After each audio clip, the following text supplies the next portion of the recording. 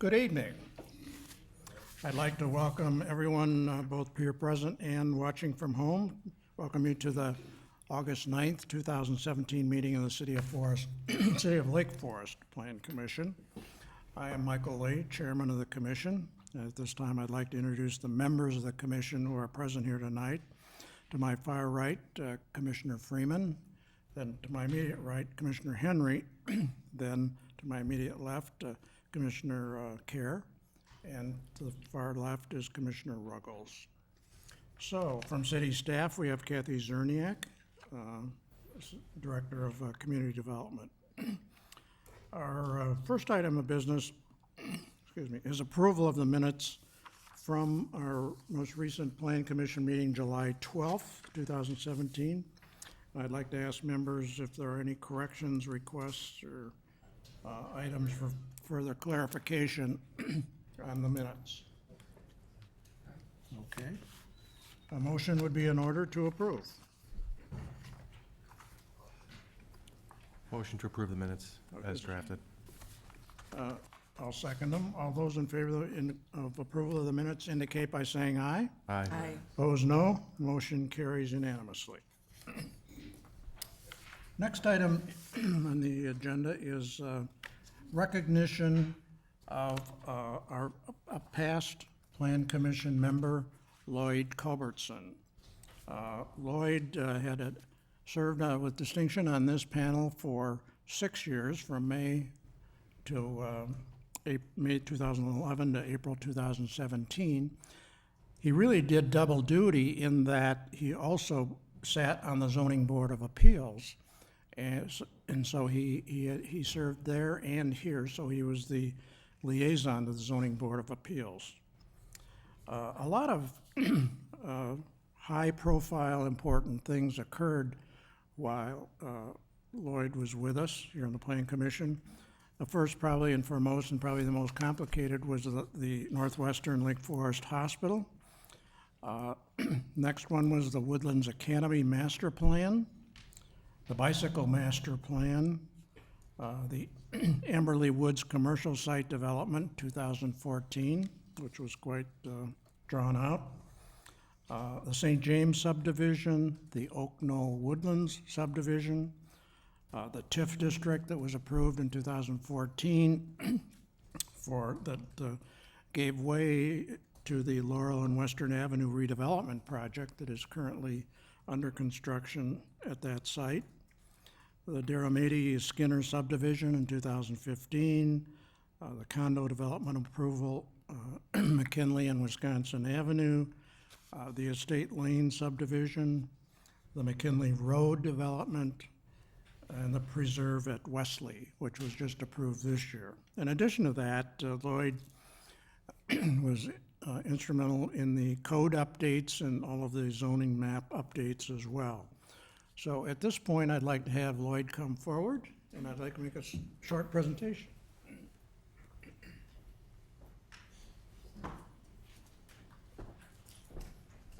This is an appreciation to Lloyd Culbertson for service to the City of Lake Forest Zoning Board of Appeals and Planning Commission. Congratulations.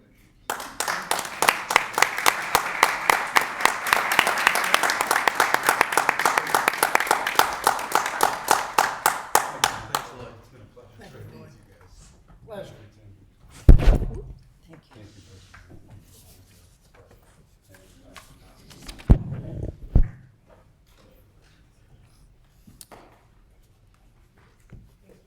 Welcome back, Lloyd, and you can stay for the whole meeting if you'd like. Lloyd preferred not to address the commission, which is fine, and we'll move then right to our next item on our agenda. Is we have two items for us for consideration tonight. The first one is a public hearing and action on the Gallery Restaurant.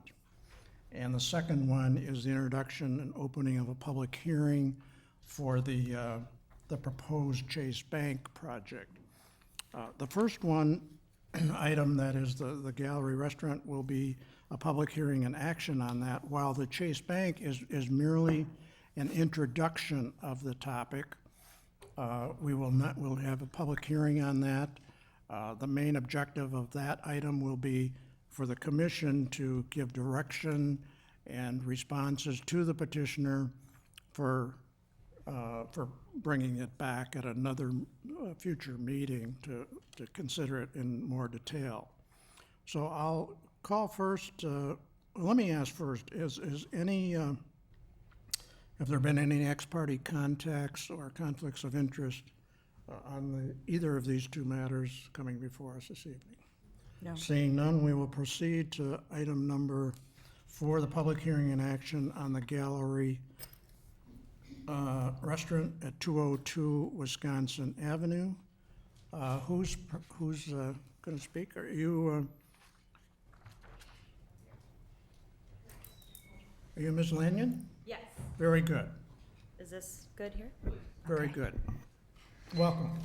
Hello, thank you. My name's Cecilia Lanyon, and I'm petitioning on behalf of myself and my partner Dominic for a special use permit for the gallery. I apologize, I'm very nervous, so bear with me. We absolutely love what we do. This business is our passion, and we're proud that it's very unique, and we know it will be a benefit to this community. We're a truly collaborative business with so much to offer. I was born in Lake Forest on Oakwood Avenue, about 8 houses down from 202 East Wisconsin Avenue, which is the location of the gallery. After graduating college, I found myself not only back in this city, but a short 3 blocks from the house I was born in. I love Lake Forest as a community, but I especially appreciate Oakwood Avenue as a neighborhood. I've been a business owner in Lake Forest for over 5 years. My first business was Reinvent, and it was in the same location. Reinvent was a fine art gallery, a retail store, and studio spaces. Unfortunately, after 4 years, we decided it was time to close as retail had become increasingly difficult. Simultaneously, Dominic and I had been working together for quite some time and had a restaurant in Chicago, and decided that we would like to try and continue on with the creative community that we had started with Reinvent. Since opening the gallery, we've continued to celebrate the creative community, most recently with the annual art exhibit with Deer Path Art League. We represented and displayed over 100 local student works. We also house Artists on the Bluff Gallery, which is a nonprofit arts organization. We have a photography studio space with 3 local photographers, and we represent several independent artists.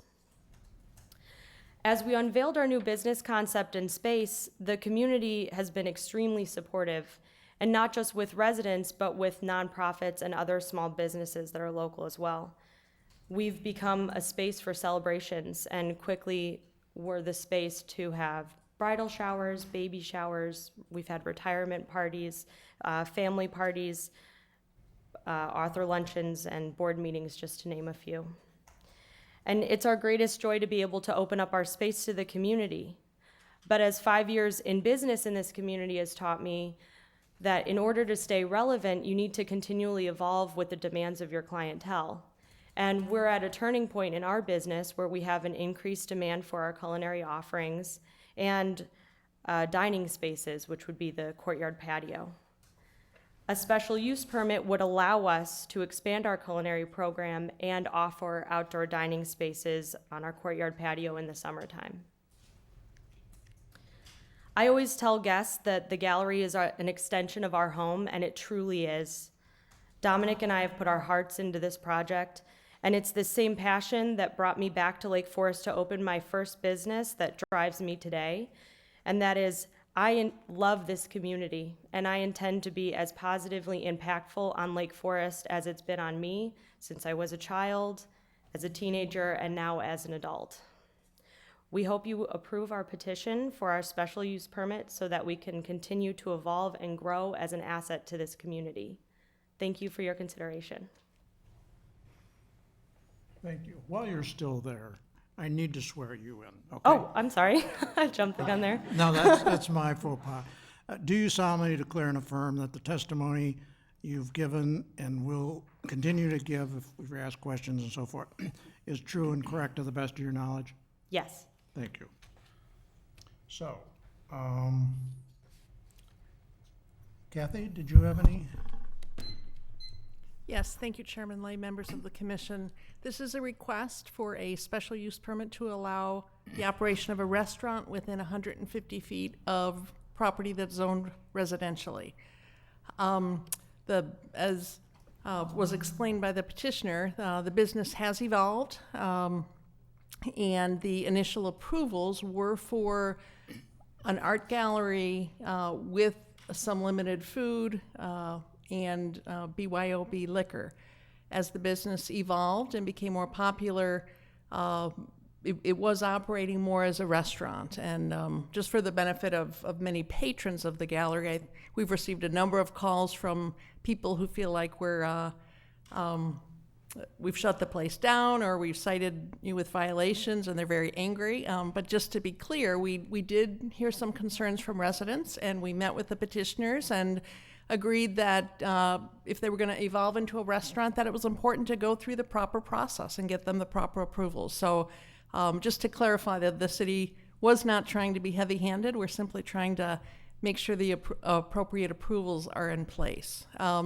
It is always the interest of the city to balance various needs, needs of the business owners, needs of the patrons who are interested in the business, but also the neighboring property owners. And the reason a special use permit is required for restaurants within 150 feet of residential zoning districts is because there's an acknowledgement that there is an impact. In this case, this business is very low volume. Traffic really isn't an issue. There's adequate public parking both on the street and in nearby public parking lots. The business, although a restaurant does not involve a hood or an exhaust, often with restaurants there's the issue of odors, and that can be a conflict with residential homes. It's a small space, so it's not a situation where there's a tremendous amount of activity. The hours are fairly limited. The one issue that we suggest that there be some consideration on the part of the Plan Commission is regarding establishing some parameters around use of the outdoor patio.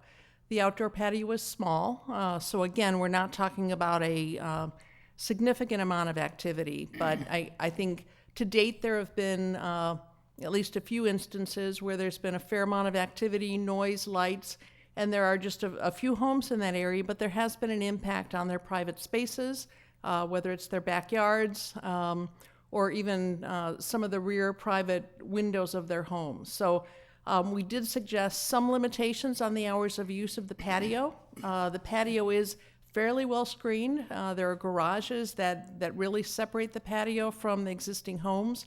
There may be some opportunity for us to work with the petitioners, explore some increase in height of fence. There really isn't a whole lot of space for plantings. And then if the restaurant is approved, we do want to make sure the appropriate life safety aspects of the code are in place. For instance, having appropriate egress for patrons from the patio in the event that there was an emergency in the restaurant or in the patio area.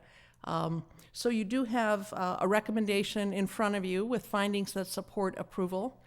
You also have suggested conditions of approval. And I'd be happy to answer questions. I won't walk through each of those. I know you have those in front of you, but I would be happy to answer any questions.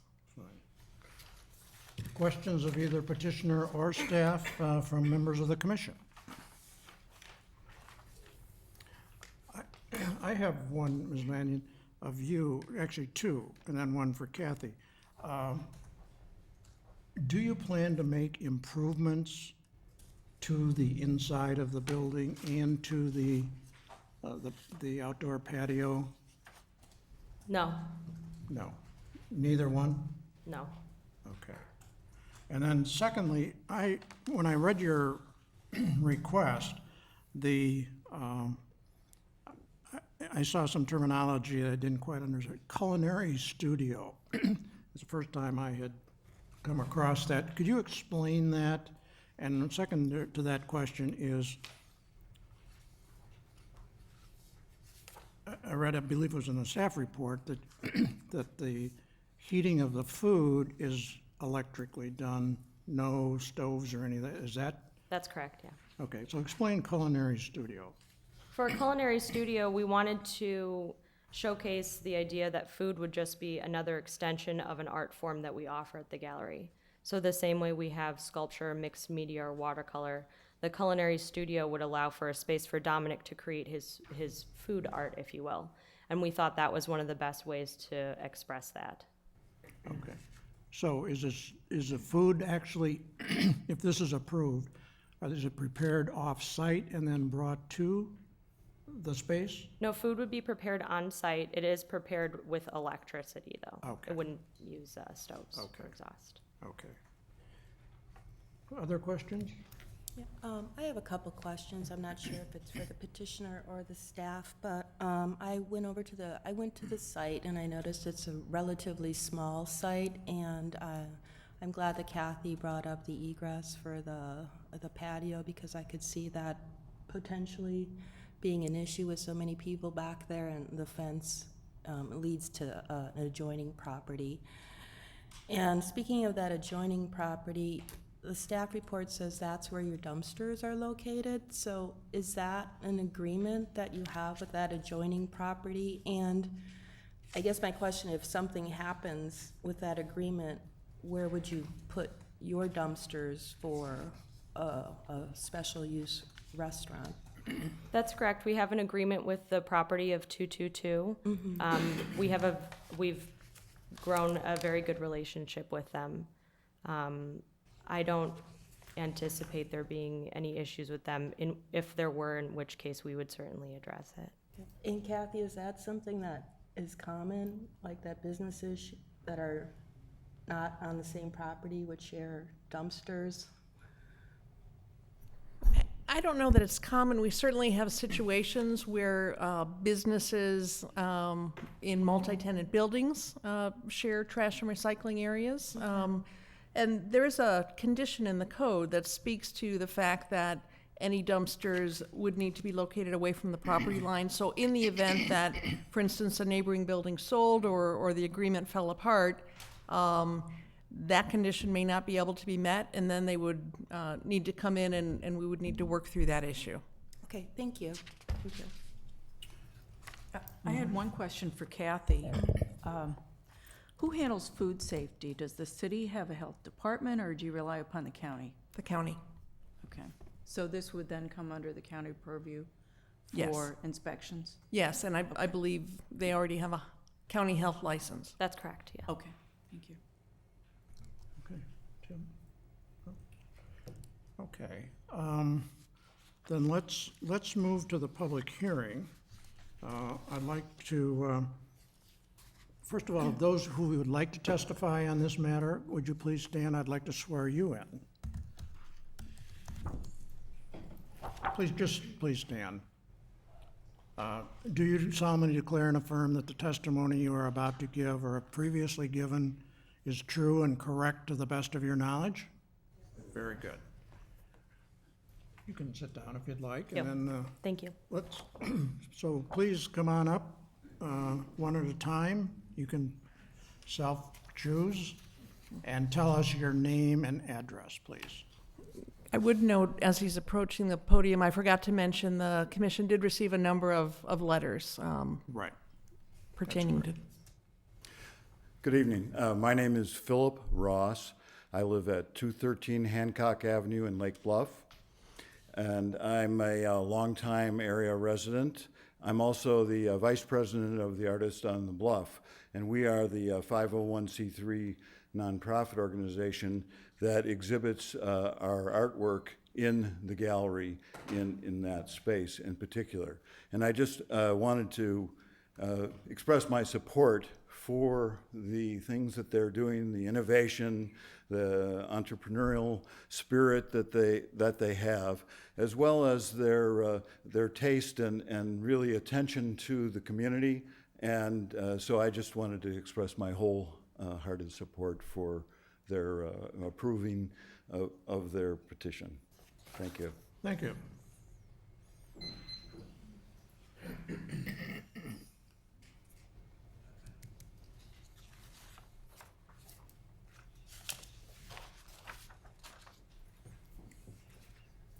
Hi, my name is Alan Palmer. I live at 1077 Coventry, which is the first house north of Sunset. So my house is going to be the closest one to this development. And I've been there 16 years, since '01, but I was originally moved in here in '85. Excuse me, I think you may be speaking on the Chase Bank development, Oh, which is the next agenda item. We'll have you Excuse come me. back. Thank you, Kathy.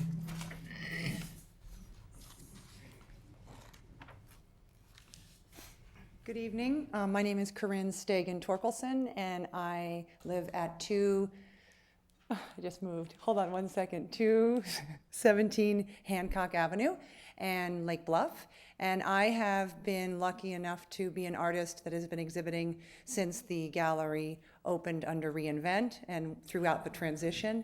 And I just wanted to voice my support for the incredible artistry that Dominic, the chef, shares with our community, which is very unique and has brought a style of food that we do not have in our community and really celebrates the artistry not only of the culinary art, but of the artwork that Cecilia puts a lot of time and thought into putting on the walls to reflect what Dominic creates in his space, which is amazing since it's all done with electric heat.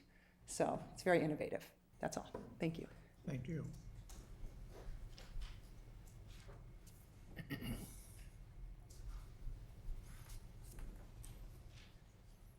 Hello, I'm Kelly McInerney, and I'm a real estate agent with At Properties.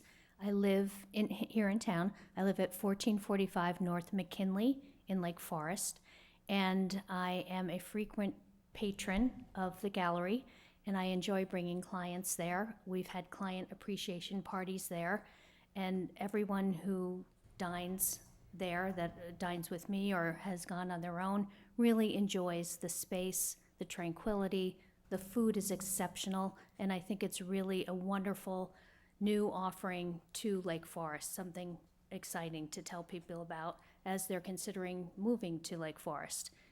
It's really fascinating what they've done there, and it's unique in that they do pair the food with the art, and they change the menu, and it's just really been a real treat to the community. Thank you. Thank you. Anybody else like to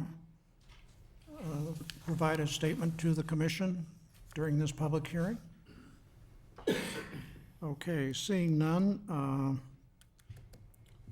let's see. Final questions from the commission to either petitioner or staff, direction to the petitioner or staff, or request for additional information. Kathy, I just have one question. How will the parking issue be enforced?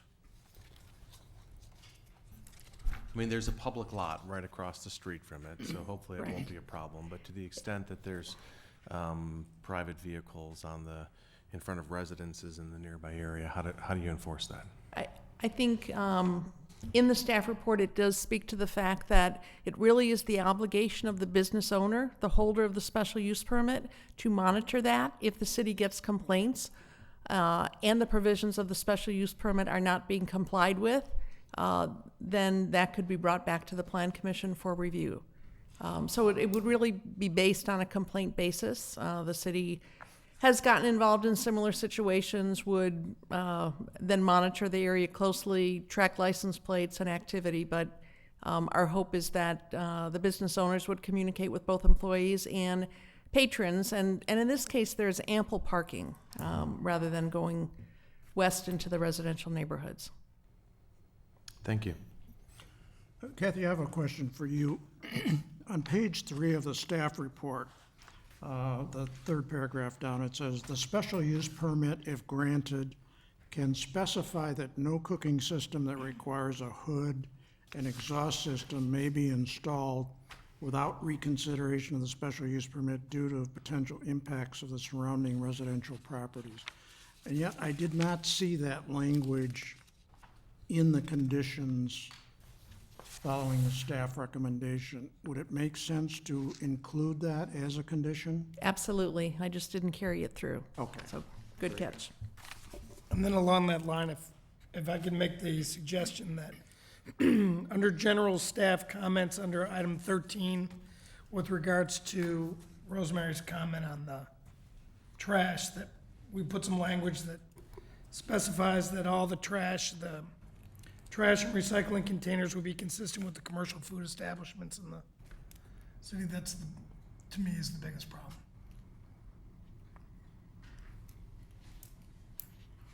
Okay, other comments or?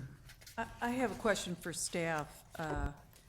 We were given all comments, primarily, nearly all these comments were in support of the petitioner. And my question for Kathy, since you did receive some phone calls, my concern would be with folks who are in 789 through, say, 811 Oakwood Avenue, who are in closest proximity to this special use permit. Have you heard anything from those groups, either via telephone or any other type of communication that would be helpful for us to know at this time? We did hear some verbal comments. I think it's clear there's overwhelming support, and sometimes it is difficult to step forward. I think that's why the conditions as crafted really try to put some parameters around the use of the patio. I believe that is the activities in the building did not seem to be an issue, but limiting the hours, limiting the number of people on the patio, I'm hopeful that that will address the comments. Certainly, if the use, if it doesn't fully address the comments, we will certainly hear complaints. And we did encourage the business owners to walk around, meet with the neighbors, and I think they've done that in large part.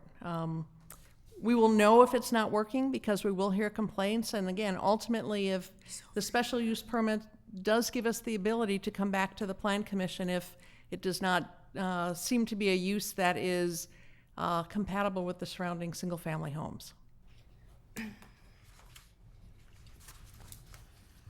Yeah, carrying on with Rosemary's comment about the neighbors, I think the standard that we're looking at is minimizing the impacts on the single-family home.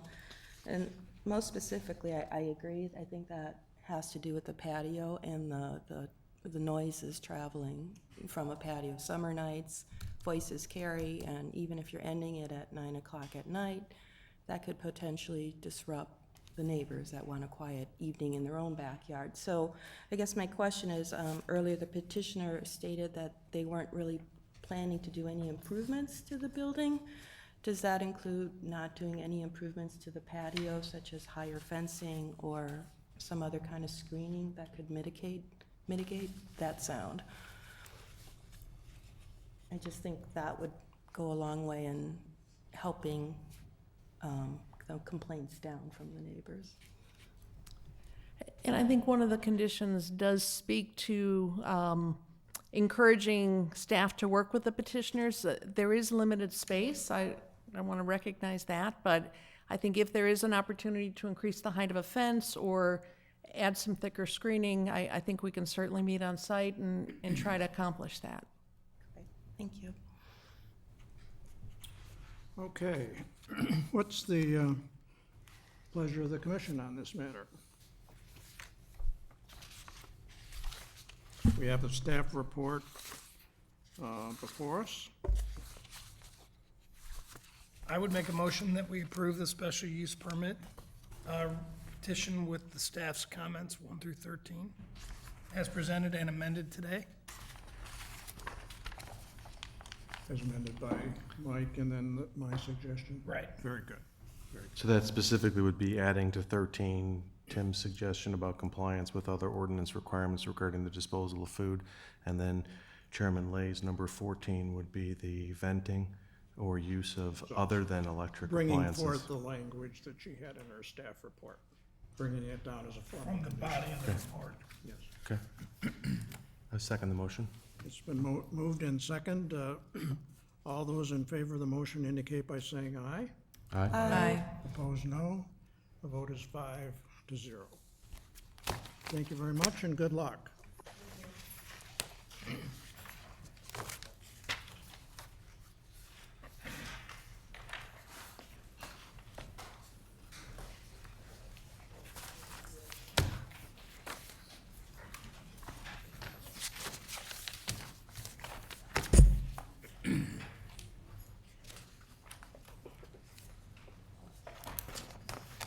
Okay, the next item, again, is the Chase Bank proposal. I would emphasize before we begin that we will not take action on this evening, other than perhaps, if it's the pleasure of the commission, to continue the public hearing.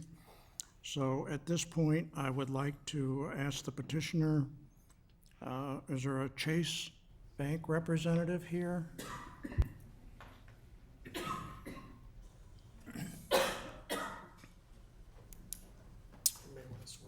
Yes. Evening. Thank you very much.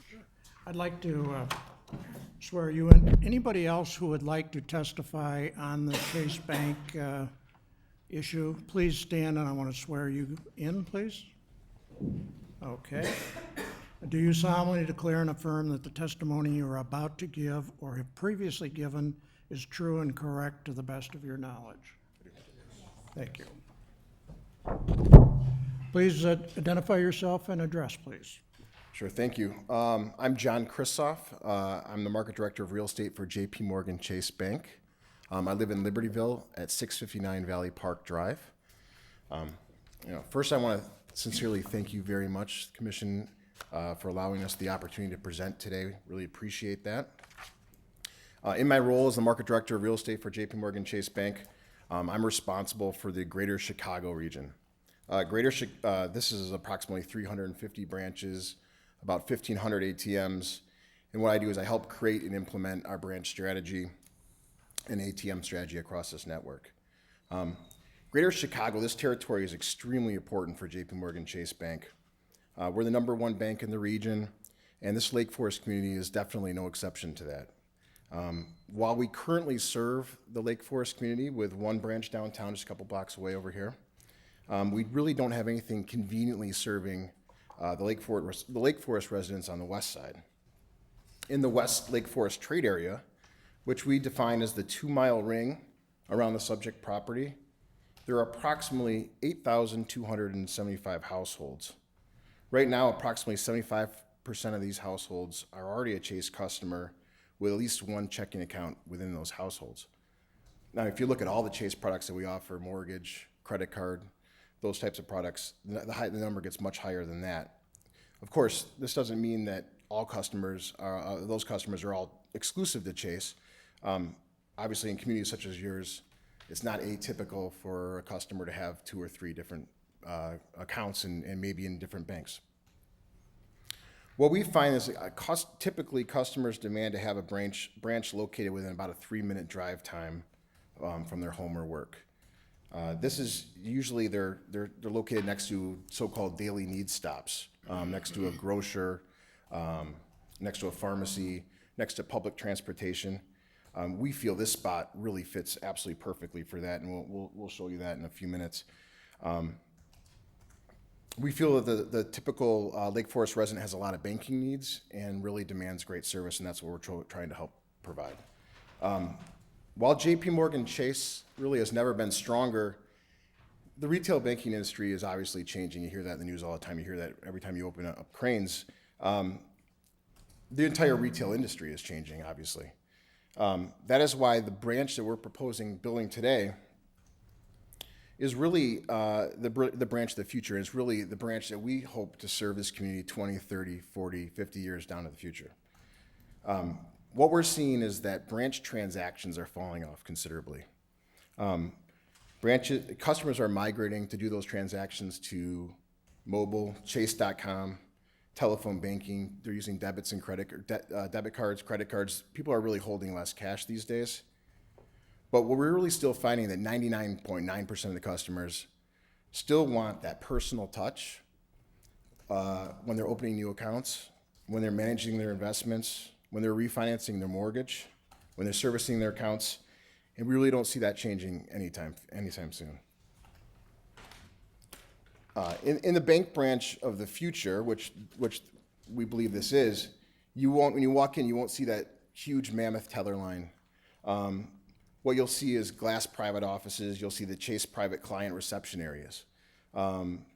Ideally, you'll be greeted by name, by your Chase personal banker, perhaps your Chase private client investment advisor. What you'll see in our presentation is we're modifying our branches to meet the changing needs of the community. The branches will really be much smaller than they were in the past. This branch is about 13,000 square feet. A lot of the branches and the older branches in downtown areas are 15 to 20,000 square feet. This branch is 3,600 square feet. It's very small. But as you'll see, I think it really fits perfectly in Mr. Mariani's site, and we hope to prove that tonight. Even though the building footprint is very small, we're really trying to provide a truly beautiful and very long-lasting structure that fits into the surrounding properties. We're committed to that. Believe it or not, my estimate for construction, and Jane's going to kill me, the head of construction for the Midwest is over here. My estimate for the construction, FF&E, which is our fixtures, and fees is about $4.5 million for this building, which on a per square foot basis is absolutely insane. But I'm sharing that with you because I want to show that we're committed. We're committed to the site. We're committed to the community for the long term. Again, thank you very much for your time and consideration. Up next, I'd like to hand it over to Tim Messick. He's a partner at the Architects Partnership. He's going to discuss Chase's vision for the property. And then after that, the property owner, Frank Mariani, is here. He has a few words. And of course, I'll be here again to answer any questions as a follow-up. So thank you.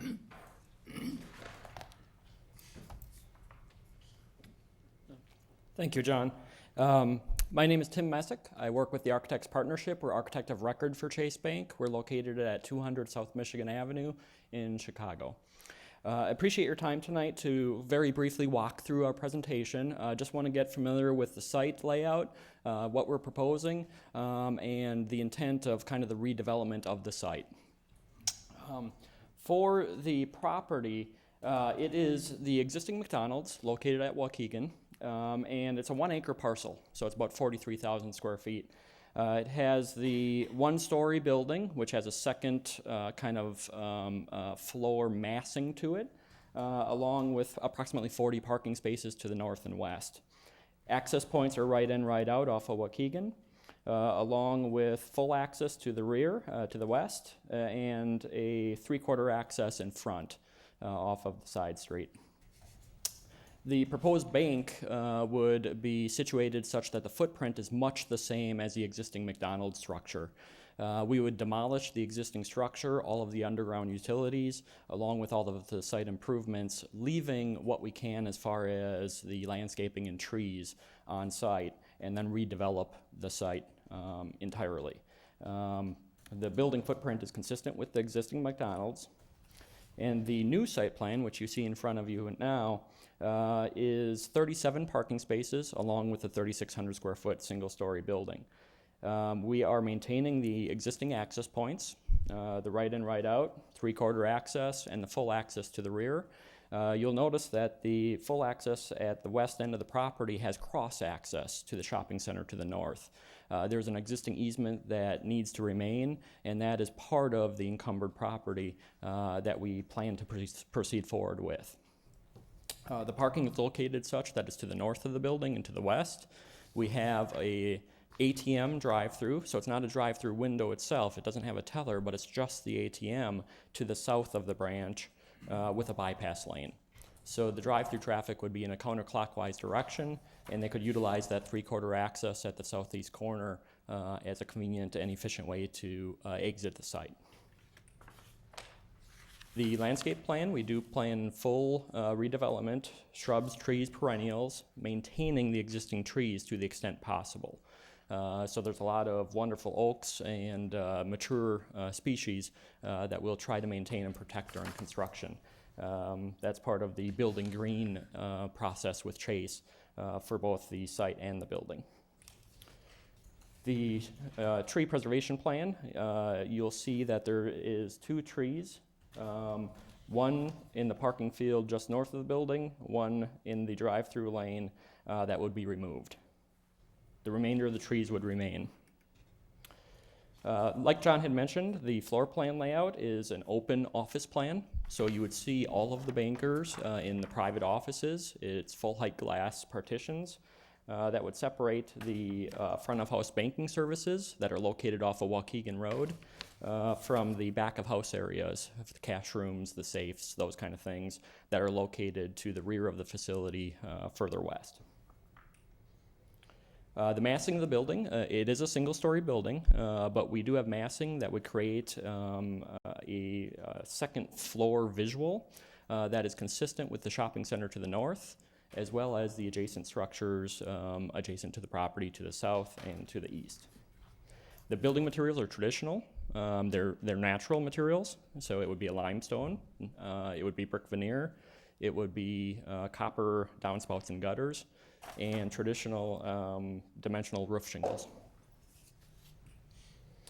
All four sides of the building, so I'll back up momentarily, and the north facade that you see in front of you right now would be the main entrance to the facility. So we would enter off of the parking lot towards the north into the branch. The east facade that is facing Waukegan would be, it's four-sided architecture, so similar building materials.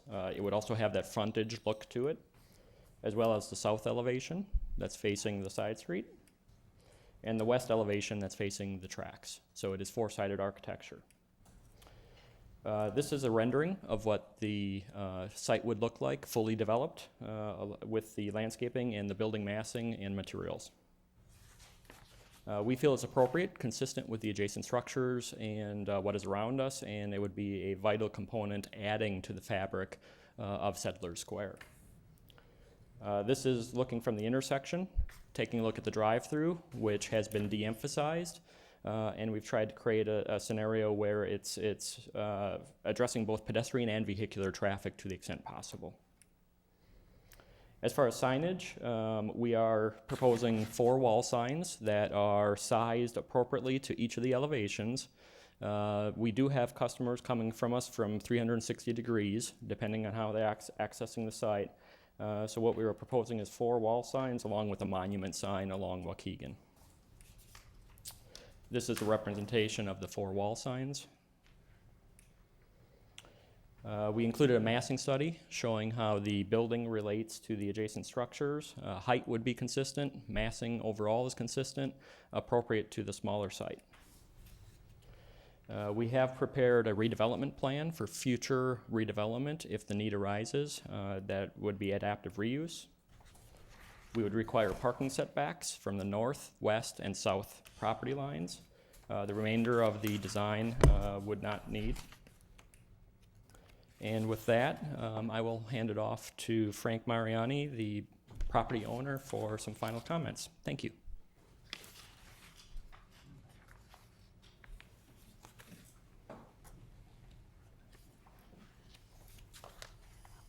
Good evening, and I'm Frank Mariani. I live less than a mile from this location at 499 West Old Mill Road.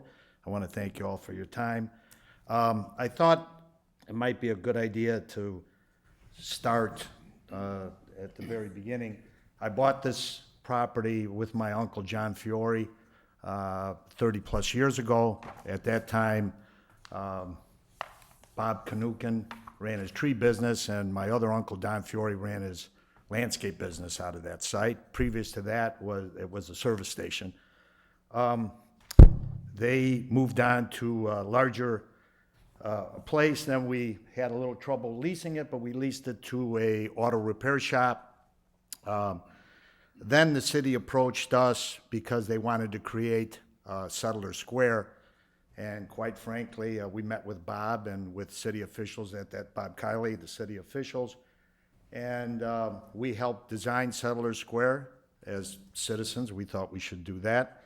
And we sold a considerable amount of the property so Settlers Square could in fact happen, which reduced the footprint of our property, creating a scenario where you couldn't have that large of a building. In other words, 3,000 to 4,000, 5,000 square feet, whatever the case may be.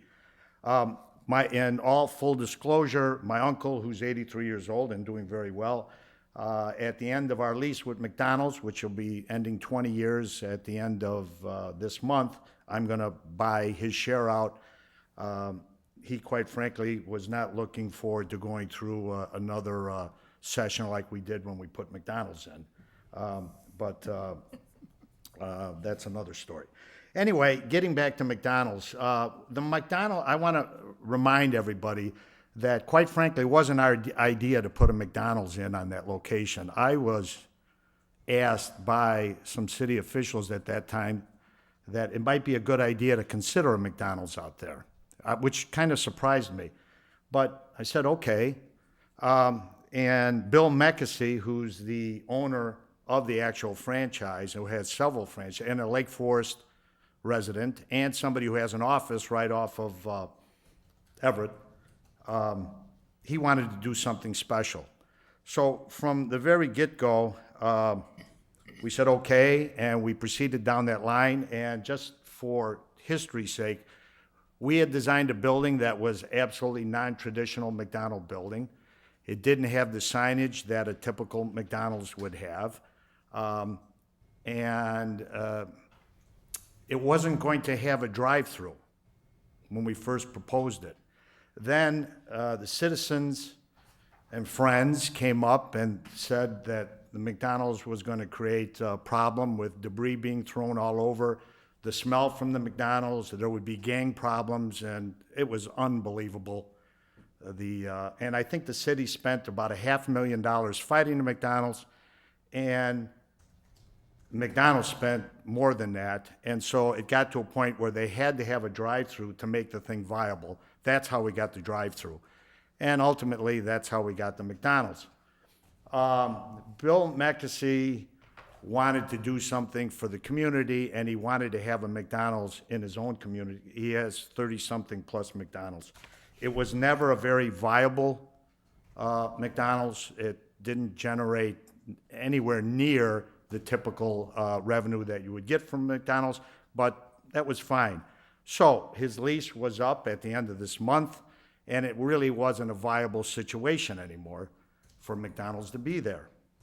I can tell you we were approached by Starbucks, and I happen to like the Starbucks that's there, and I think that that shopping center is dependent on that Starbucks. And if it wasn't there, my personal opinion, that would be a real loss to that shopping center.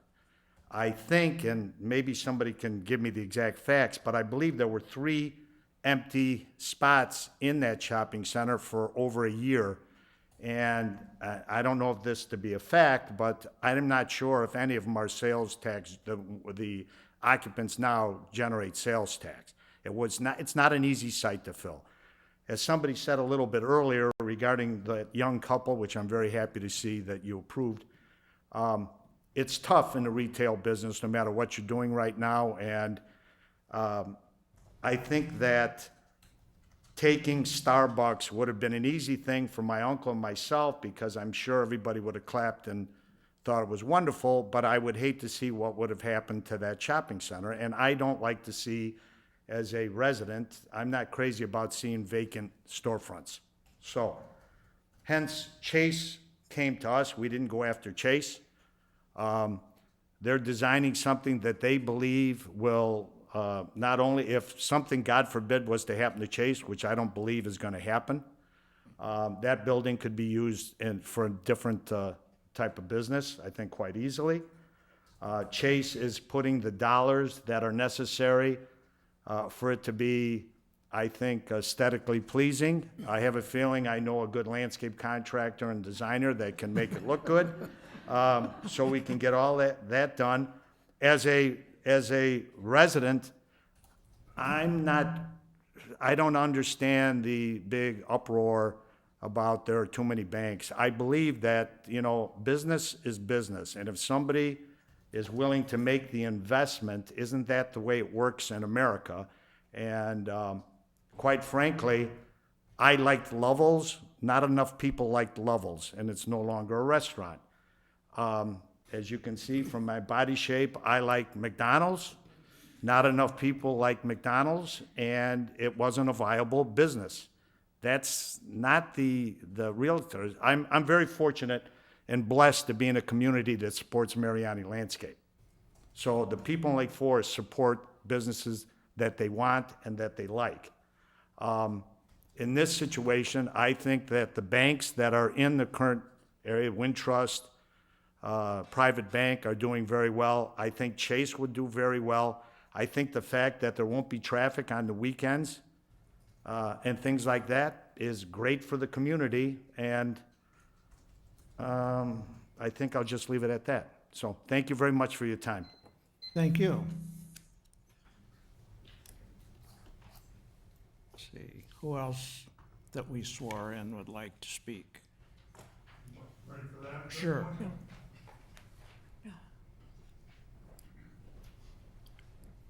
Oh, wait a minute. Is he from the public? Wait a minute, I'm sorry, I misspoke. I'm getting ahead of myself. We'll come back to you. Okay, time for questions of petitioners or staff on this. Kathy, will go first. Just a few comments. My script isn't working. Thank you, Chairman Lay, members of the commission.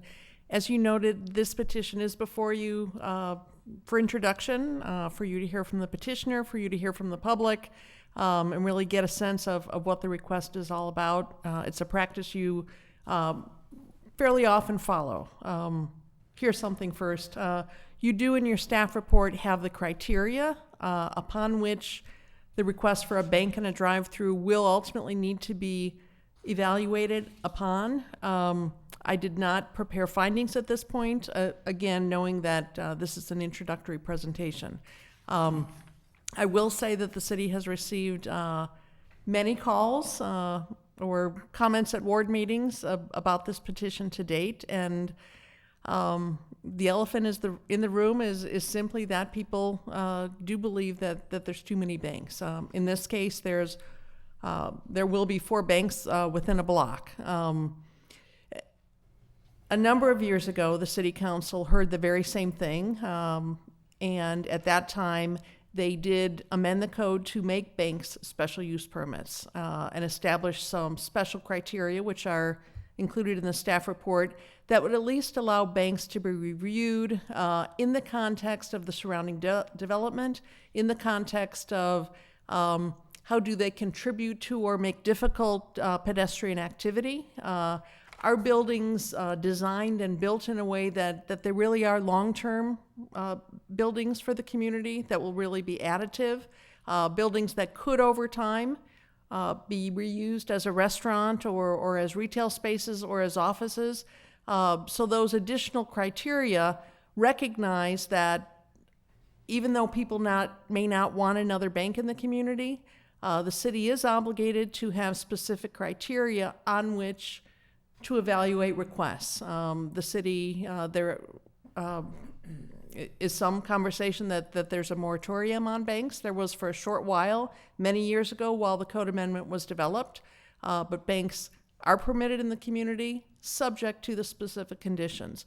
We have a number of banks in the community that are very involved in community activities, very present in the schools with nonprofits, present in parades. Some banks are more active in the community than others.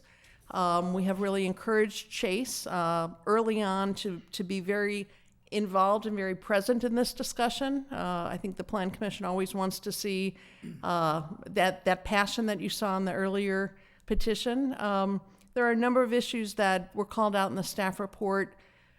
One being the mural. We've heard from a number of people, although they may not like McDonald's going away, don't like the idea of a bank, they are concerned about the mural. So we did mention that to Chase and encourage them to think about ways that they could contribute to the community.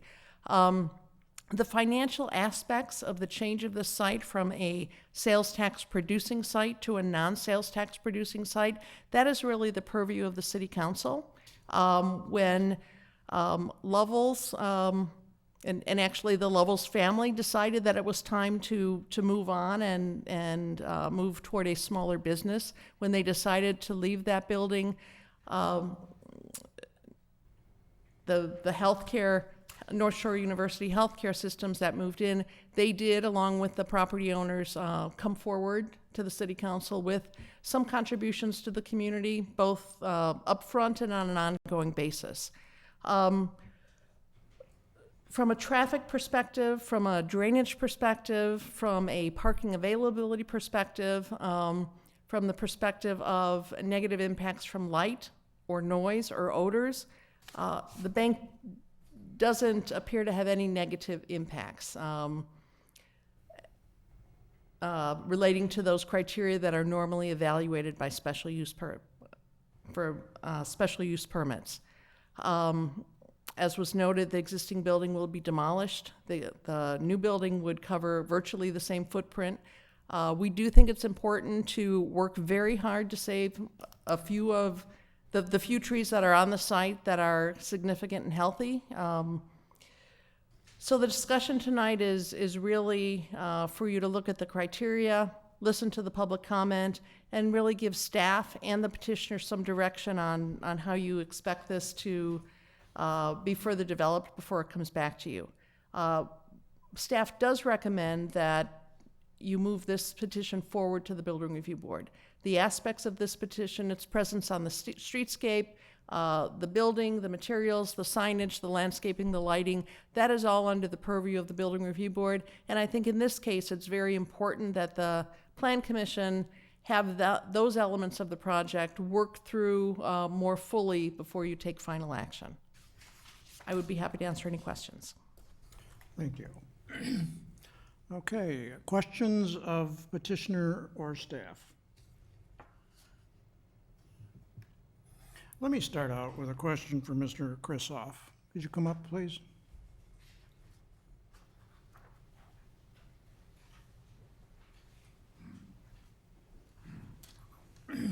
I heard your testimony, but I still, something doesn't compute for me in terms of people are doing more personal banking. I had the occasion over a 2-year period up until recently to get to a lot of banks, and I was dumbstruck by, you walk into a bank and the clear number of vacancies in that bank space. Not only are there no furniture in there, there's no people in them. And so I see that the trends toward personal banking, the trends toward people going to relationship managers, completely different city, completely different state. How many people do you expect to hire in this, if this goes forward? And we don't have our exact staffing plan, but I believe it's about 10 employees for this particular branch.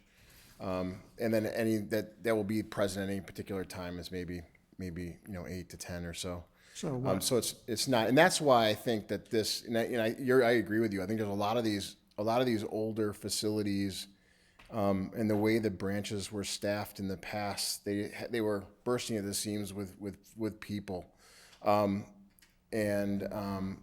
with transactions going down, the way banking has changed.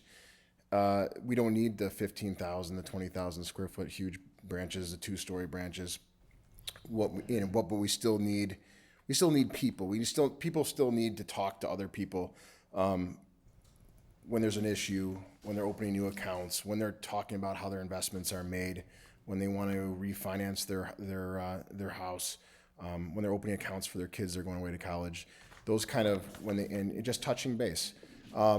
So that's why we're building a much smaller facility. Our prototype right now, most of our branches are, their prototype is even a little larger than this. Probably the average new branch is about 4,000 to 5,000 square feet. This is 3,600 square feet plus or minus. So it fits the site well. But I think it's going to work really well because we're going to have we're going to have a spot for people to come and have that face-to-face interaction, that personal banking experience. And it's going to feel, it will feel more lively because it's not a huge space. It won't have that huge open dance floor, so. Because I really wonder whether these, as I go down 41, there's one in Northbrook, there's one between here and Northbrook going down 41. Those are very large, and I ask myself every time I go by, is that an advertising monument, or is this a place to serve people who are rarely going to bank buildings anymore? Yeah, we want to try to we don't build for the billboard aspect of it, and And there are times where I'm trying to senior management saying, well, maybe we should because we can get this visibility, but no, we're building because of the people in the community that we want to serve in that particular trade area. Are you We gonna, modify. you're gonna keep the Illinois Road? Yeah, this one will Open? will be kept, and it is larger than we probably need. And in that one, like you said, you walk inside and it feels a little empty. And some of the other branches around this trade area that I'm talking about, I used to be a customer of one of them, and you like your experience, like you're saying, you walk inside and it feels very empty. I hope this branch, it shouldn't, because the way it's designed, and it's designed for the future. The other ones that we have, they're older facilities. We need to figure out how to reconfigure them, maybe subdivide them so it has a better feel, like this one I think will have. Okay. Yeah, I think that's very valid. Other questions? You want to go first? I have some questions for staff and also for Mr. Kristoff. There's a second floor in this building. Are you intending to use any of that space? It's really a faux second story. Okay. We're just building the structure to kind of fit in the massing of the related buildings. Yeah, it's not really a second floor up there. Okay. I noticed you're going to have an outdoor seating area and a bike stand. Are you seeking a lead rating on this type of building? We build, and I'll let Tim, our architect, discuss that. Great question, because it had been a focus for a number of years for Chase where they were building green, and we did provide LEED certification for a number of structures. And what we found out is we shifted to a scenario where we're incorporating that into our base specifications. So every material we use, we try to source locally. We try to have water-efficient fixtures. We try to have landscaping that doesn't have a huge draw. So we're designing to those specifications. We're just not going forward with that third-party stamp that comes at a premium to prove you're doing the right thing. So we do have items that we incorporate into the project, which will be part of this project. Part of that $4.5 million spend is that green kind of emphasis for all of the materials. So we do build that in. We just don't spend that extreme amount of money to go and certify it through a third party. Okay. I know your Illinois Road branch, and I also went to their new branch down on 41 near Park Avenue. Sure. Yep. Very different feel as you go into 41. I was told this is the new setup where it's basically a bank of ATMs. And if you need to teller, they're kind of around to the side. And there's some office space in there, but I don't recall as much office space there as what you're planning here for private banking. It is very similar as far as some of the elements for the layout. And you're right in that it's going towards a de-emphasized teller line. Downtown Highland Park, Illinois Street is an example of large teller lines with number of tellers, and you'll walk in and 1 or 2 of 10 or 12 spaces are manned with employees. We're getting away from that model, and we're going to one, like John had mentioned, where it is based on the efficient transactions at the ATMs. So you can get deposits, you can get cash, you can do a lot of those transactions very quickly, in, out, and it's efficient. To supplement that, we have the enclosed private offices for the personal bankers, the private client services, and the financial analysts, which is really what's driving the activity of this branch. So it's a longer transaction period as opposed to just getting a deposit or getting cash. But you're sitting down with and getting that personal attention. And that's really what we're focusing here is 7 private offices that you'll be greeted, like John mentioned, by name when you come in. And it's that kind of offering that is more of a focus as opposed to those quick transactions. The ATMs are designed so that it meets the number of hits for those ATMs. So we do have one drive-through ATM, which will manage the 2-mile radius that we're talking. And then we do also have a walk-up ATM at the interior of the branch for those efficient transactions. If people are visiting the shopping center to the north, they can walk in, complete an easy transaction, and be on their way. That second the vestibule, would that be open 24 hours? Yes, to that extent, there is a walk-up ATM in the vestibule as well that would be accessible 24/7, so it's 24 hours a day. And after hours, it's key card access, so it's a secure access point. We provide lighting at the front, so that's a secure and safe situation, and provide that convenient parking so that those people can come in.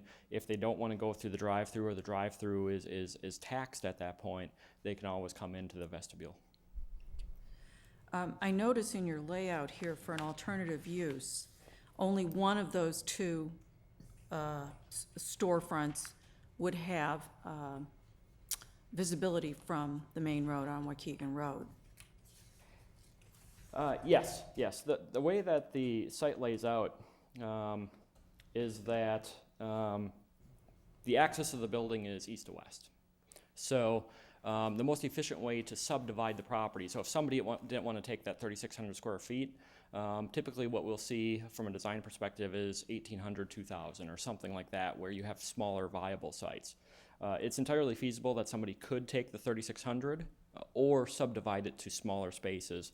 In the case of subdividing it to smaller spaces, the most efficient use would be kind of a east-west breakout, where they would have, one of the tenants would have visibility on Waukegan, the other would just have visibility on the side street, the parking lot, and then from the train. Mm-hmm. So depending how that breaks out, you could have a quick user that depends on foot traffic and pedestrian traffic located to the west. And then if you have more of a marketing entity, a retail shop, that could be towards the east facing Waukegan. Okay. Thank you. I think my other questions are for Kathy. Kathy, I believe I read, I can't quite find it now, but in the materials you gave us, the underground tunnel and a potential third set of tracks would not in any way be hindered, impaired by this new use on this site. The underground tunnel that's planned is to the south of this site, so correct. Redevelopment of this site would not impact that. The discussion of the additional rail line is also not in this immediate area, right at this station. So there's nothing proposed on this site that would impact any plans with the train station or railroad. Okay. My only thought on the mural was, wouldn't that be interesting in the underground tunnel? We've actually had a lot of community members come forward with lots of ideas, so with your direction, we will continue to pursue that. My only other comment is, should this go to City Council, while it's only 10 employees here and perhaps 10 employees on Illinois Road, could Chase submit any new openings to our Career Resource Center in town?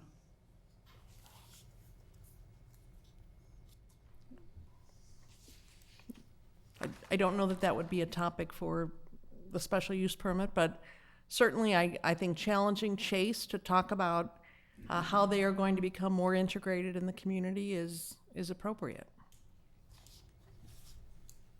Okay. I just have two questions and a couple of comments. My first question is for Mr. Mariani, if I could, please.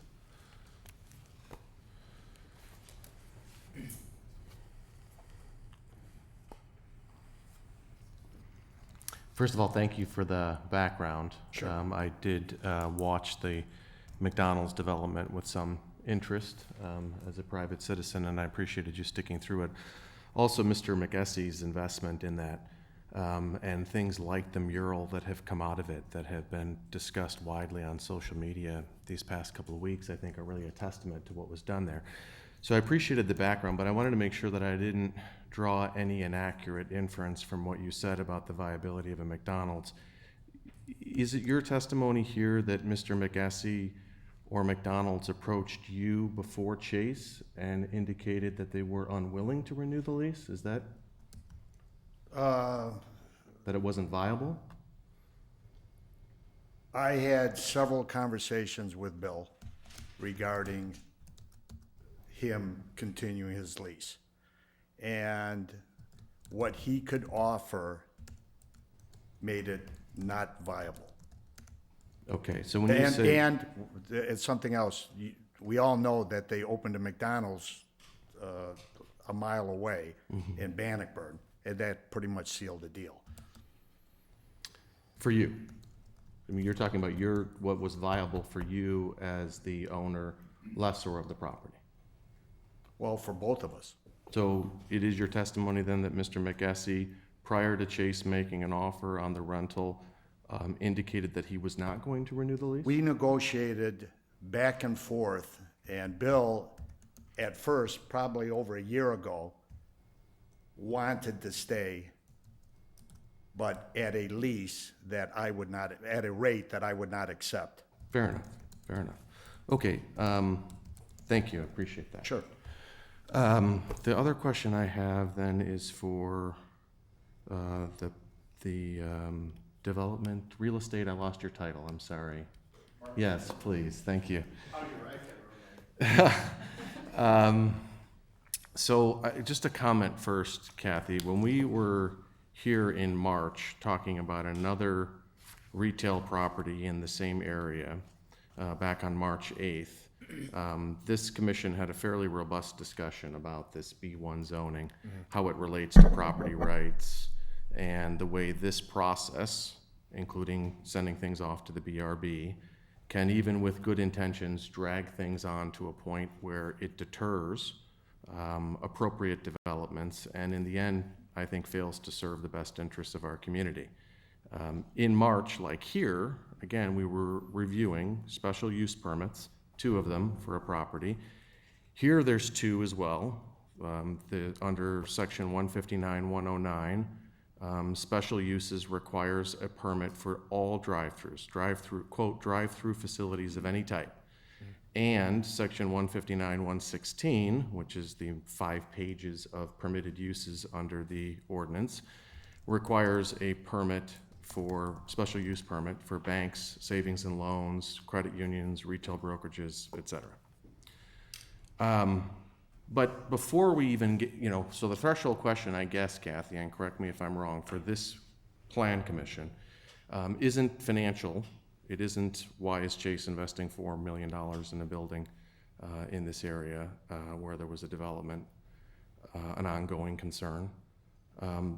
It's that we look at if it meets the permitted use, does it meet the definition of what the B1 neighborhood business district was established to do? And the ordinance at 159-109 says that the purpose is the B1 neighborhood business district is designed to accommodate small retail and service businesses required for the frequently recurring needs of persons residing in adjacent or nearby residential areas. Now, if we get through those 2 questions, is it permitted? Does it meet the purpose? Then we go to a series of conditions weighing the various interests of the property owners, what the building looks like, what BRB might want to talk to you about in the way of how the building looks. But we don't get there until we've established the purpose. And so my question to you, given the concern of the residents about the proximity of not just other banks, but Chase banks, Chase branches, given the availability, I mean, I have 6 different financial institution banking apps on my phone. So, the market has changed. Retail has changed. We read in the paper all the time about the number of branches that are closing.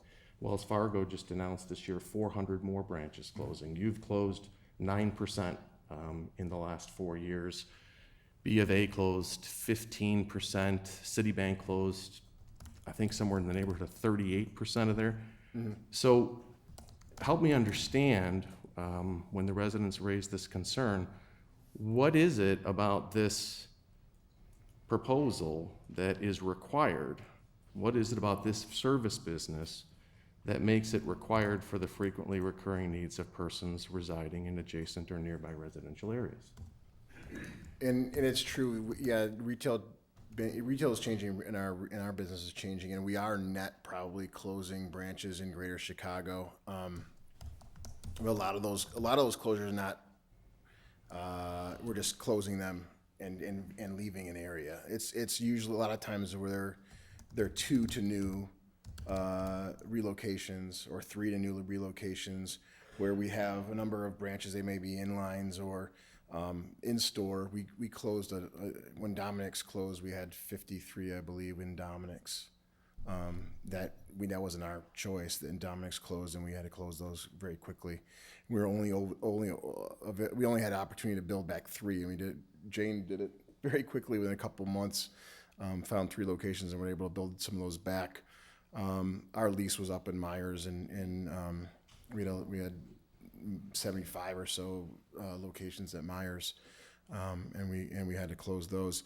So we're net closing, but we're not trying to leave areas. And in Greater Chicago, there's really not an area we're getting out of at all. We're trying to just optimally serve them better. This area in West Lake Forest is very dense with households and households with strong banking needs and a lot of Chase customers. It is one of the biggest holes, believe it or not, in our network. In Greater Chicago, and it's an area that I've looked for and kind of had my eye on as a target for a long time.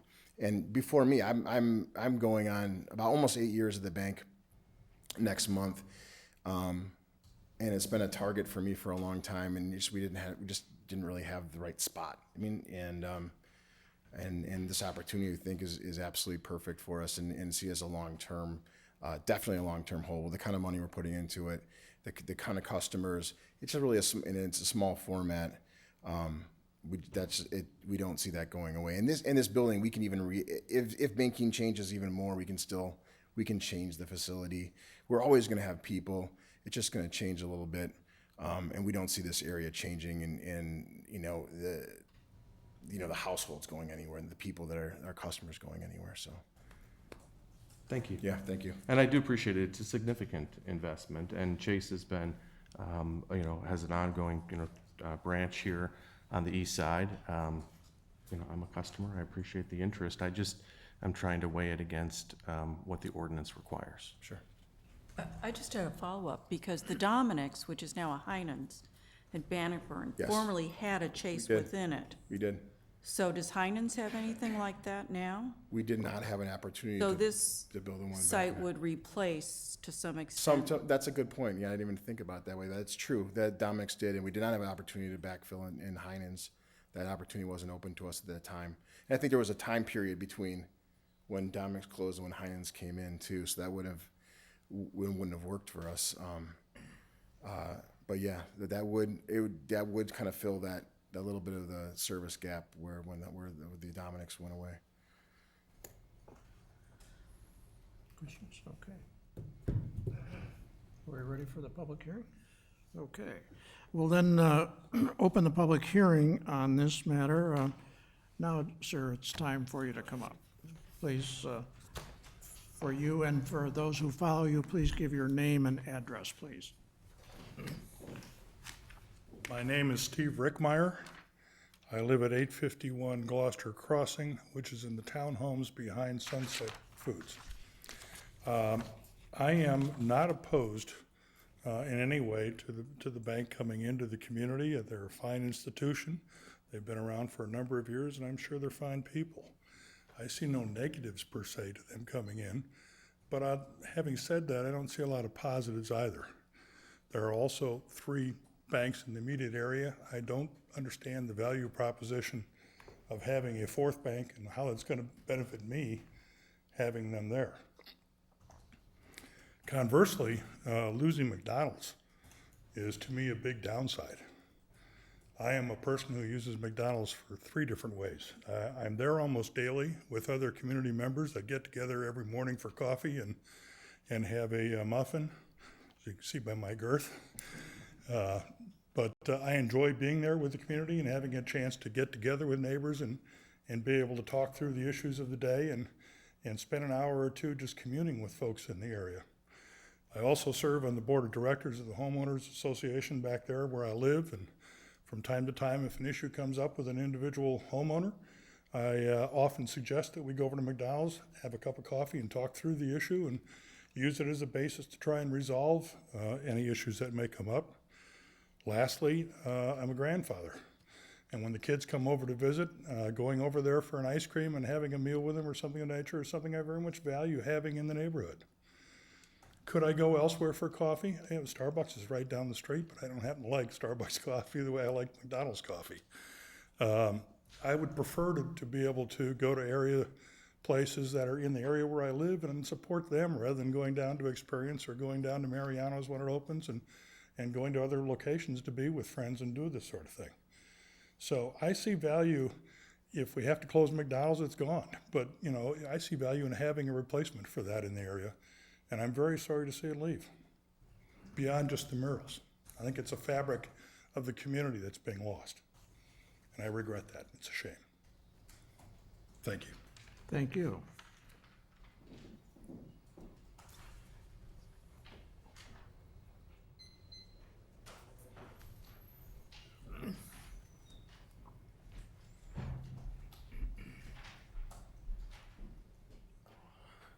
Dan Seaball, 560 Ivy Court. I arrived a little late, so wasn't sworn in. If you want to do that, that's fine. Yes, please. Do you solemnly declare and affirm that the testimony you're about to give or have previously given is true and correct to the best of your knowledge? Yes. Thank you. Okay. This commissioner raised some very good points, and I think it was just what this person addressed, which is the diversity of West Lake Forest, the business district there, and it really lacks. That's kind of probably why there's such turnover in business there. Again, there was a restaurant lost 3 or 4 years ago, so residents don't have a nice restaurant like that anymore. As an aside, I'd like to point out that debris is an issue with fast food restaurants, but it's not at the point of purchase. It's usually at the point of last slurp, which ends up being Ryan Court and Washington Circle. Anyway, so I generally don't like this type of development because it's very auto-centric. I've said that before. They typically have far more parking than necessary. So if you look at this building, if there's going to be 7 stalls for employees and customers, that's maybe 15 cars, traffic coming and going, people waiting. But if you look at this, there's probably 30 to 40 parking stalls there. So the question is this a good use of land? And along that same line, there's an ATM, and for this drive-through ATM, it's not a total service with an employee. It's just for the ATM. You have all this concrete for that. So I'm wondering, is it possible that this could be restructured? Now, again, this is a very nice building that they're looking to invest in, so it's not a temporary thing. So could that building be restructured so that you have a walk-in ATM instead of a drive-in or drive-through ATM? With that same regard for the owner, this is a kind of a small building. Could it be made into a bigger building so that it has a future use? If you look at urban settings, the nice thing about buildings in an urban setting is they can get reused for something else. Can that be done here? Can you make the building bigger, have upstairs, which is office space for lawyers or some other practice? I think that's it. Thanks. Thank you.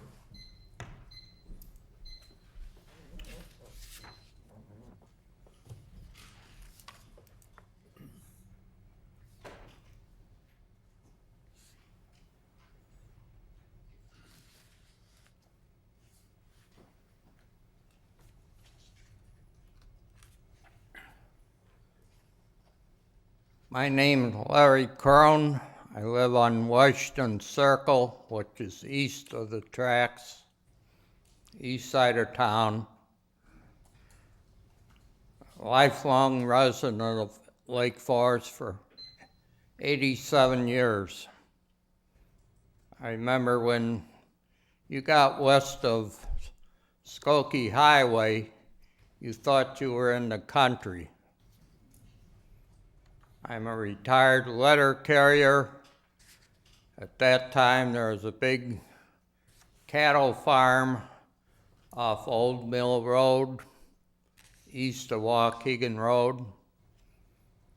And I used to, it was a breeding farm. I used to deliver boxes of serum to for the farmers for their cattle.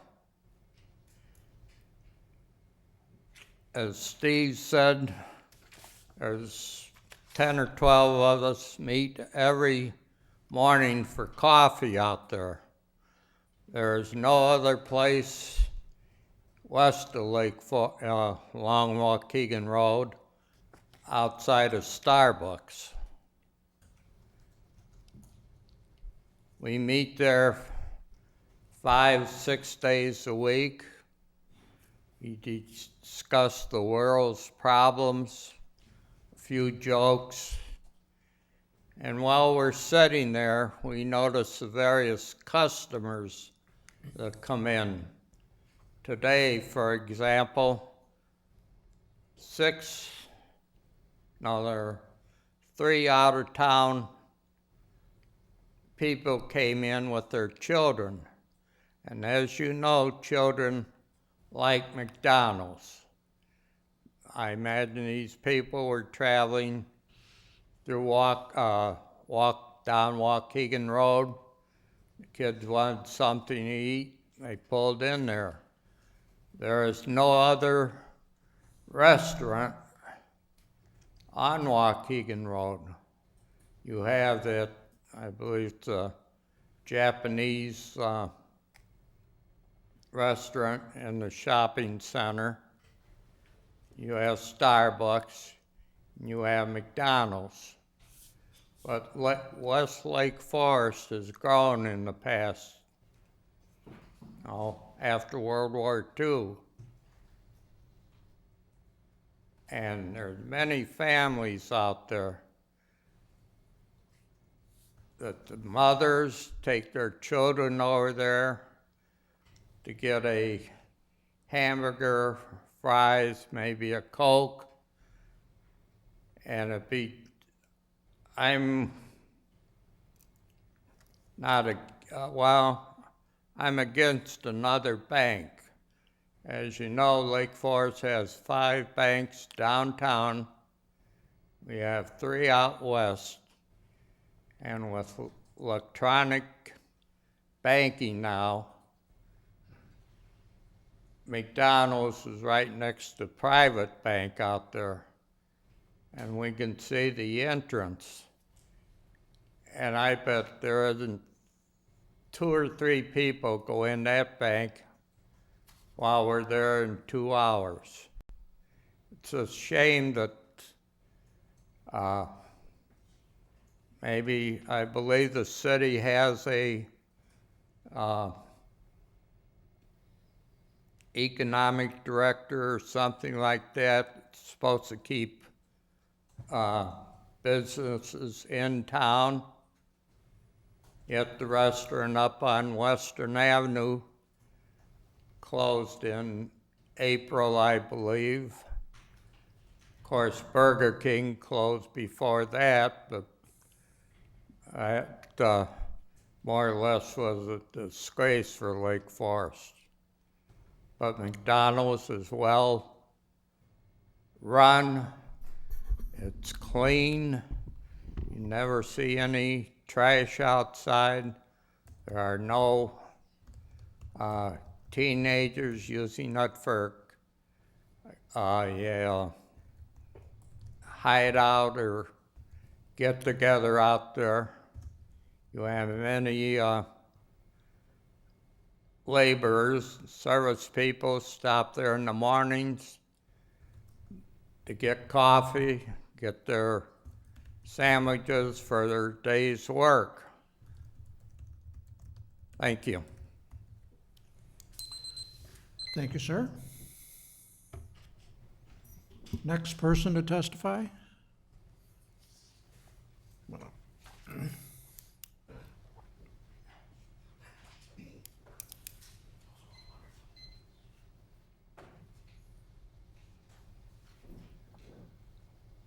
My name is Alan Palmer. I live at 1077. If you would just permit me to read off so I can stay on script here, because this whole West Downtown Business District, I am the first house north of this, and I have to call it a mess. And it's with another bank, but my sidewalk there is subgrade. 1044 where? 1077 Coventry. Coventry. Okay, if you look on the map there, I know where it it's, is. okay, and if you look at the size of that lot is incorrect on that map. Okay, my survey is different from there because this is where Conway Road East went. Okay, and I'd like to address the issue of the south side of the West Business District, okay, where they have 30-foot trees, and the north side. On the south side, we also have, I've been here 16 years, although I built my first house in 85, and my kids are born and raised. And I see this,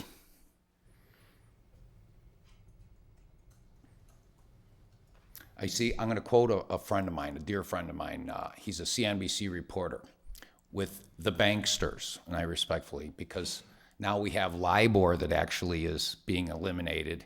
And this bank, what I see is this corporate welfare here, and I don't understand how they spend $4.5 million, and I don't understand how was there 16,000 or 8,700 households?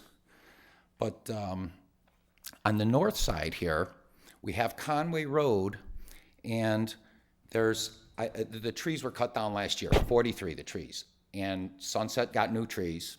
Mine are a year old, and the stumps haven't been removed.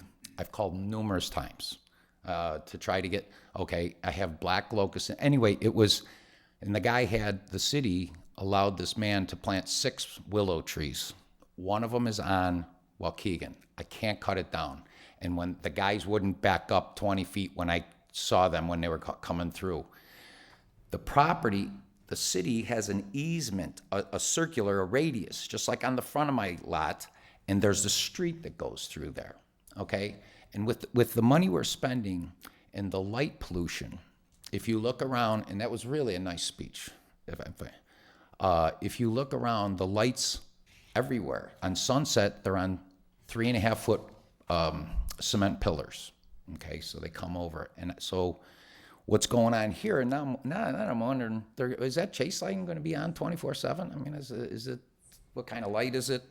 And so this is right where the BMW Classic, where on Conway here. So it's a high traffic area, and we're going to have something that I don't see adds anything to society, to have another bank.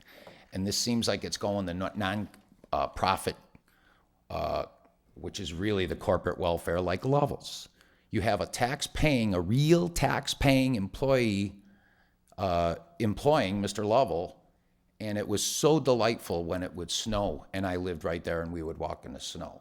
It's just, with what the development is going on here, and one of these banks is failed. There's 4 banks now, so we're gonna try to put 5 banks where one of them's already failed, and that's been vacant years. We have the toxic waste stump on the side, the old gas station, that's been there, 15 years? We're talking right across the street. And so they want to come in with the bank, and Lovell's is gone, replaced by corporate welfare nonprofit. I mean, because what happens is, I was in the trading business, okay? The trading floor, they're gone, technology. And you should address this issue here, because I was here previously, and somebody on the committee told me that on Conway North, the corporate park, that it's housed to the Bears, okay? And you make no money off it. I was flabbergasted to make no money, so now the residents all have to stop. And isn't it like besides the fact there are mostly these medical companies in here that pay no taxes, like Abbott and AbbVie, the tax-free arm, and then the city grants them these special exemptions, the name escapes me, but where you're paying them, while at the same time, my trading example is you have labor, technology that is cannibalizing labor. Okay, so this is, I have another friend that had a $7 million house, he's got it up for 4. Okay, so what I'm saying here is we're gonna grant a tax benefit to another bank, and the north side of that berm has not been maintained in 30 years. Okay, they cut it this week. They just cut it this week. Your time is expiring, sir. So, did you wrap it up? Yes. One last comment. Well, it would be nice if you maybe you could take the McDonald's thing and do that corner, just to finish the corner. I have light pollution coming through, and to have more with the traffic and these cars turning, the headlights go right in my backyard. And it really is severe. I'd be more than happy to have you over and at night, because it's just a house of lights, street lights. Thank you. Thank you. Anybody else wish to testify?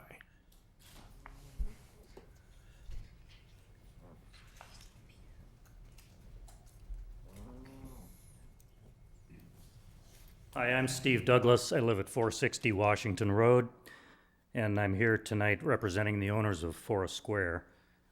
Thanks, Mr. Mariani. I agree with your comments. And as we've heard, many people love McDonald's, but I agree with Mr. Mariani. If enough people loved it that it were a profitable enterprise, then they'd be willing to pay him even more rent, and they wouldn't have had to move to Bannockburn. So I think it's really an economic reality that we're looking at, and we're feeling it at Forest Square. Mr. Mariani also referenced the fact that a lot of our retailers have left. Retailers like Grand Cru, the wine store, which is now replaced with a tenant which is not paying sales tax. The good news is, people are still buying wine. They're buying it online maybe, and they're paying tax online, sales tax online. So the sales tax is still coming in, but it's just coming through a different venue. And so, I think the important thing to remember, was that my time already? Okay. The important thing is that we not have these vacancies, and you were right, Frank. We've had some vacancies for a number of years at Forest Square. We're backfilling them now, but they are more with the service-oriented enterprises. I think that can be a positive though for the community, because we're not vacant. Many communities around here have entire strip centers that are vacant because the retailers have failed in the face of, the online retail. With respect to food, the good news is you can't buy fast food online. So it's my hope that not everyone is going to go to Bannockburn to the new McDonald's, and that some of these folks who used to patronize McDonald's will instead go to Sushi Kushi over by Sunset Foods, Ferentino's also over at Sunset Corner, Lou Malnati, our own teriyaki box, which is struggling, but so maybe it'll be a successor of teriyaki box that is patronized by former customers of McDonald's. So anyway, we're in support of the bank because we see it as a strong draw that's going to help all the retail in the area. So it's going to help Settlers Square in general. Believe me, the bank would not be building a building for $4.5 million just to sit empty. It's going to bring people, and then those people are going to go to Sunset to shop or to our center for other needs. I think it's a handsome building, and so we're in support of the project. Thanks very much.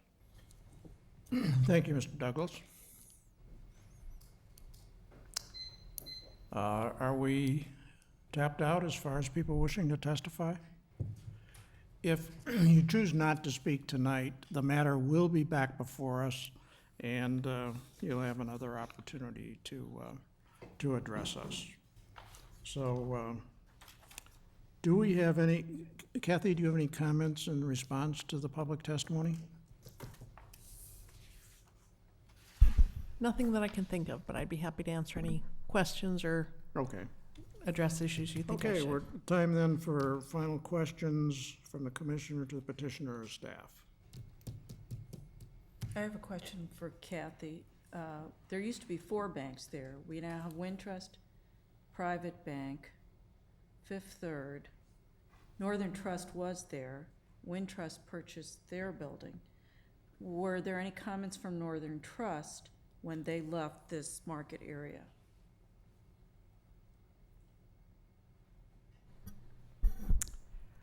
I can't think of anything specific that Northern Trust commented on, other than the building was big and their main location was in the Central Business District.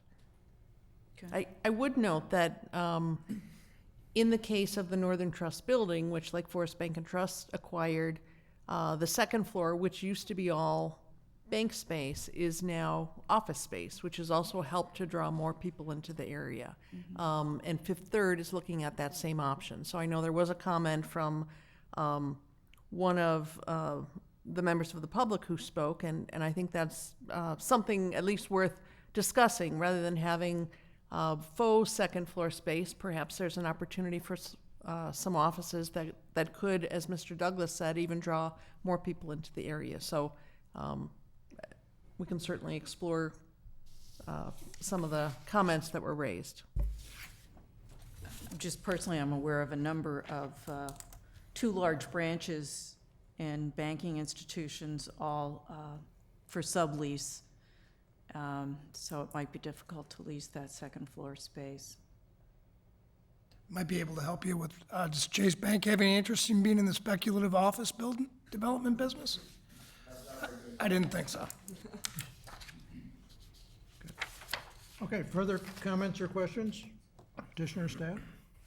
Then let's proceed to the next thing in terms of commission discussion and comment, especially interested to know what kind of directions members of the commission have to, in terms of what the petitioner might wish to concentrate on or bring back to our next meeting, that we take this up.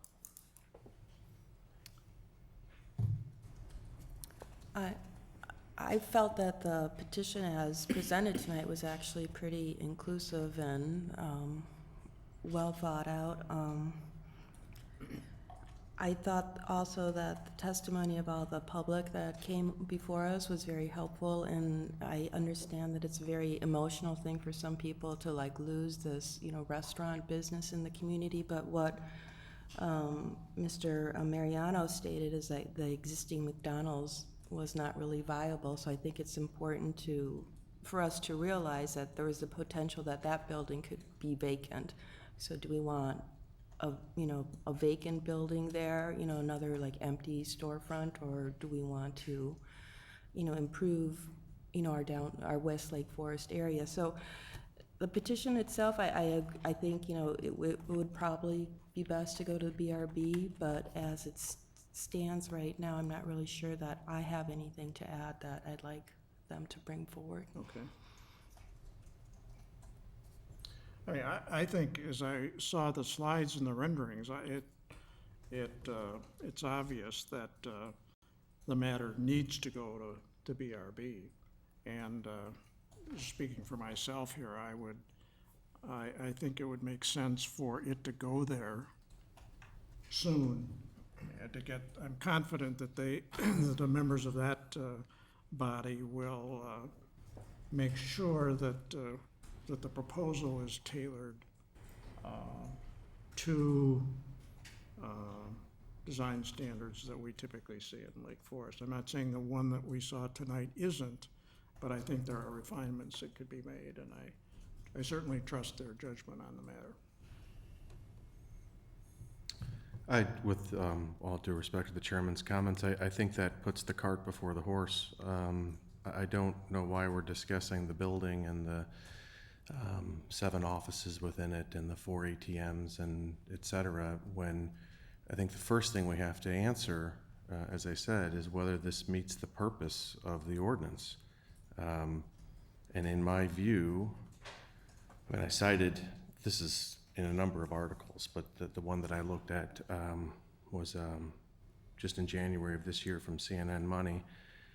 I talked about the idea that at that time Wells Fargo was announcing that it was closing 400 branches by the end of 18, in addition to the 84 they'd already closed in 16. Between 2012 and 2016, Chase closed 9% of its branches, B of A 15%, Citi closed 28%. I mean, I'm not criticizing it. It's retail everywhere. I mean, and the banks have provided incentives to use online applications and phone apps and things of that nature, and they've provided disincentives to motivate people like me to use those apps or be charged for those services.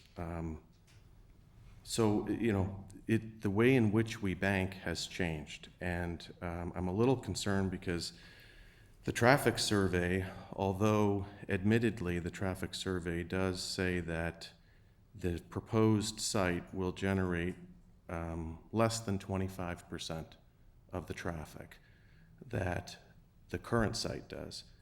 The traffic study does that based on national handbooks that, based on the dates that I could find, are in some cases 10 years old, in some cases 3 years old. In any event, the actual study that was done by the traffic engineer looked at what the traffic would be like coming from, by example, the private driveway for the property, the northeast, northwest. They've actually measured the traffic that comes from that neighboring business private property onto the current site. They did not, though, measure what traffic goes from Gloucester into the private bank, the one that's immediately to the south of this. They measured the intersection traffic, but they didn't measure the traffic going into that private bank. And as one of the residents noted, and sitting outside looking across the street, you know, there's not much. So I think there's a way to do that if it has to come back to us. I would be very interested to know. We don't need to do a survey on it. We don't need to look at national numbers. I doubt the national numbers have 3 other banks immediately adjacent to the property. I would be very interested to know what the actual traffic is, because that's not me making a decision about the profitability. Let's be clear, there's no testimony here that the McDonald's isn't profitable. None. So we can't make it, and even if there were, that's not our role. Our role is, does this property, its required use, frequent and repetitive use of neighboring properties? Their own survey says certainly less than 25%, I would argue much less. And they can prove us wrong in the survey, I guess, the traffic study, if it comes back to us. But I just, more to the, there are, when I used Chase's online search tool, I found that there were 4 Chase branches within 4 miles of this subject property, including one that's already in Lake Forest. There are 8 Chase branches within 5 miles. And that doesn't include the dedicated Chase drive-through facility in Highland Park and over 30 Chase-branded ATMs within 5 miles of this location. And that doesn't even include the online services, your phone app, everything else. When you extend the radius another 1.5 miles, there are 18 branches. No, 16. 16 in 6.5 miles. That's just Chase branches. You can't find out how many banks there are in Lake Forest because the ordinance changed after a period of time, so there aren't special use permits for all of them. But if you Google on the yellow pages and put in the search term bank in Lake Forest, there are 22 results. In the immediate vicinity of this property, both neighboring properties to the south and the one directly across the street, there are banks. They're local and national banks. So we have a blend of the kinds of banks that provide services in that area. I think the broader market, again, Chase has multiple branches, including one in Lake Forest.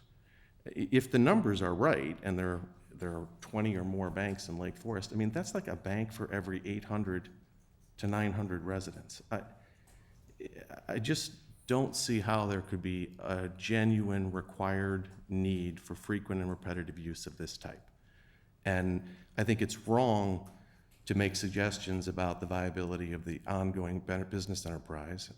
More to the point, I think it's wrong to delay this process to a future date, at which time employees will have been laid off, the current tenant will have their lease expire, the community will have lost something. And then we'll have a presentation that gives us what I consider to be a manufactured Hobson's choice. Well, it's this or a vacant building. And I just think that's wrong. I don't think that's the way we should deliberate. I think if they haven't established that the use is consistent with the purpose of the ordinance, we should deny the petition.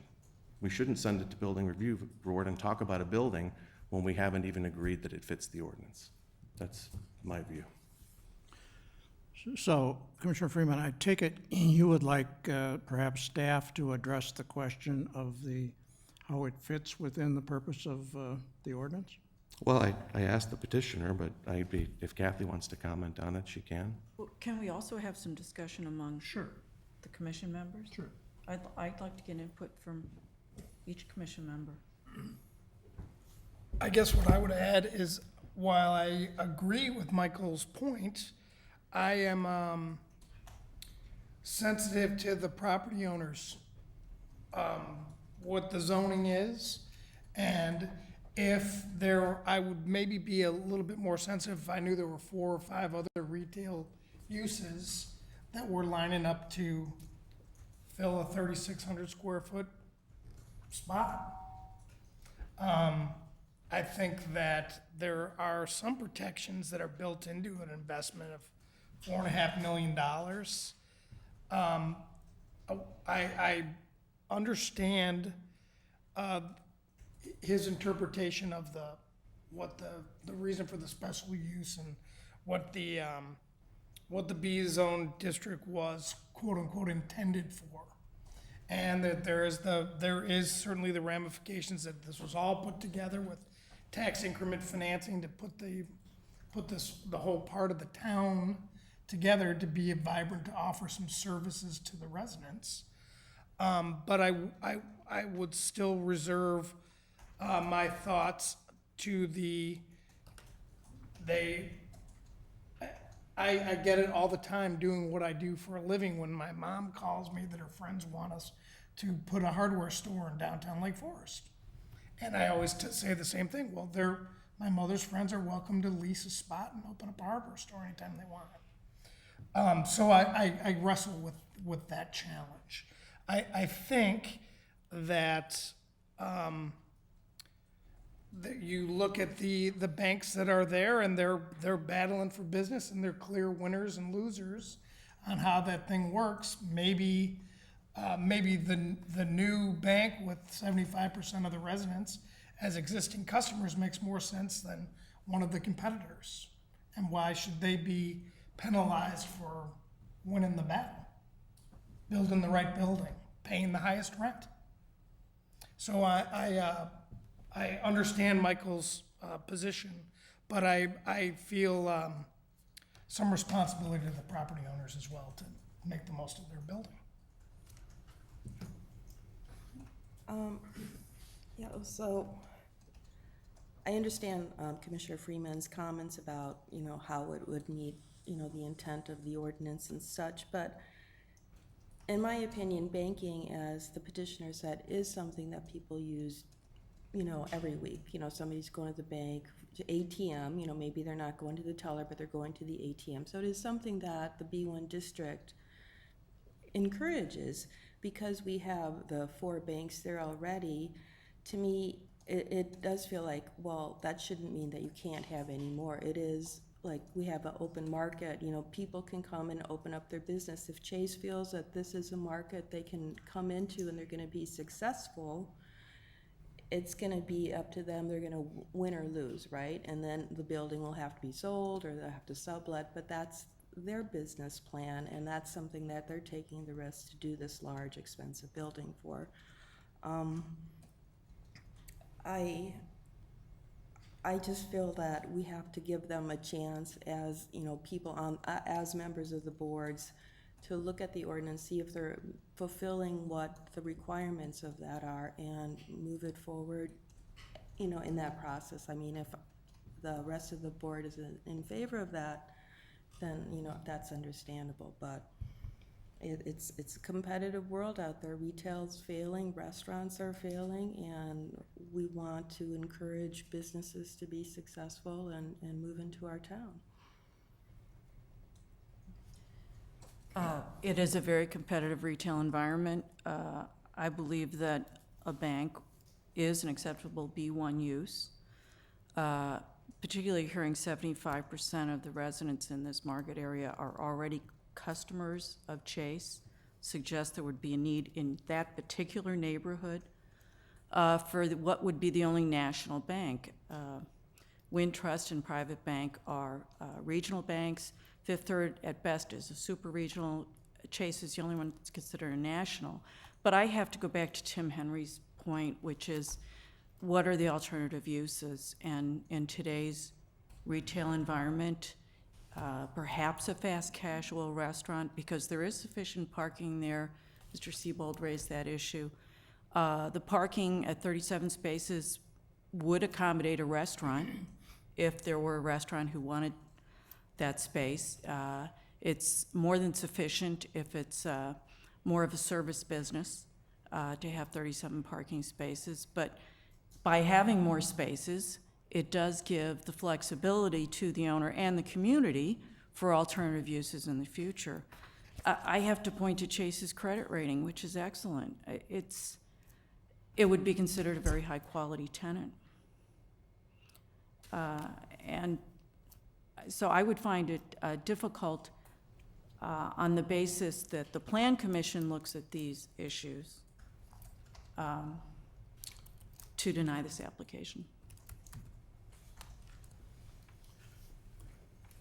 Well, I think the single most important thing, I think, is Kathy, to address the question is, I know you didn't do it in this staff report because it wasn't timely to do so, but I think when you come back to the next meeting, I think I would like to see what the requirement is that Mike referenced, and whether the proposal meets or doesn't meet or partially meets each of the requirements. And I would really challenge Chase Bank to respond in depth.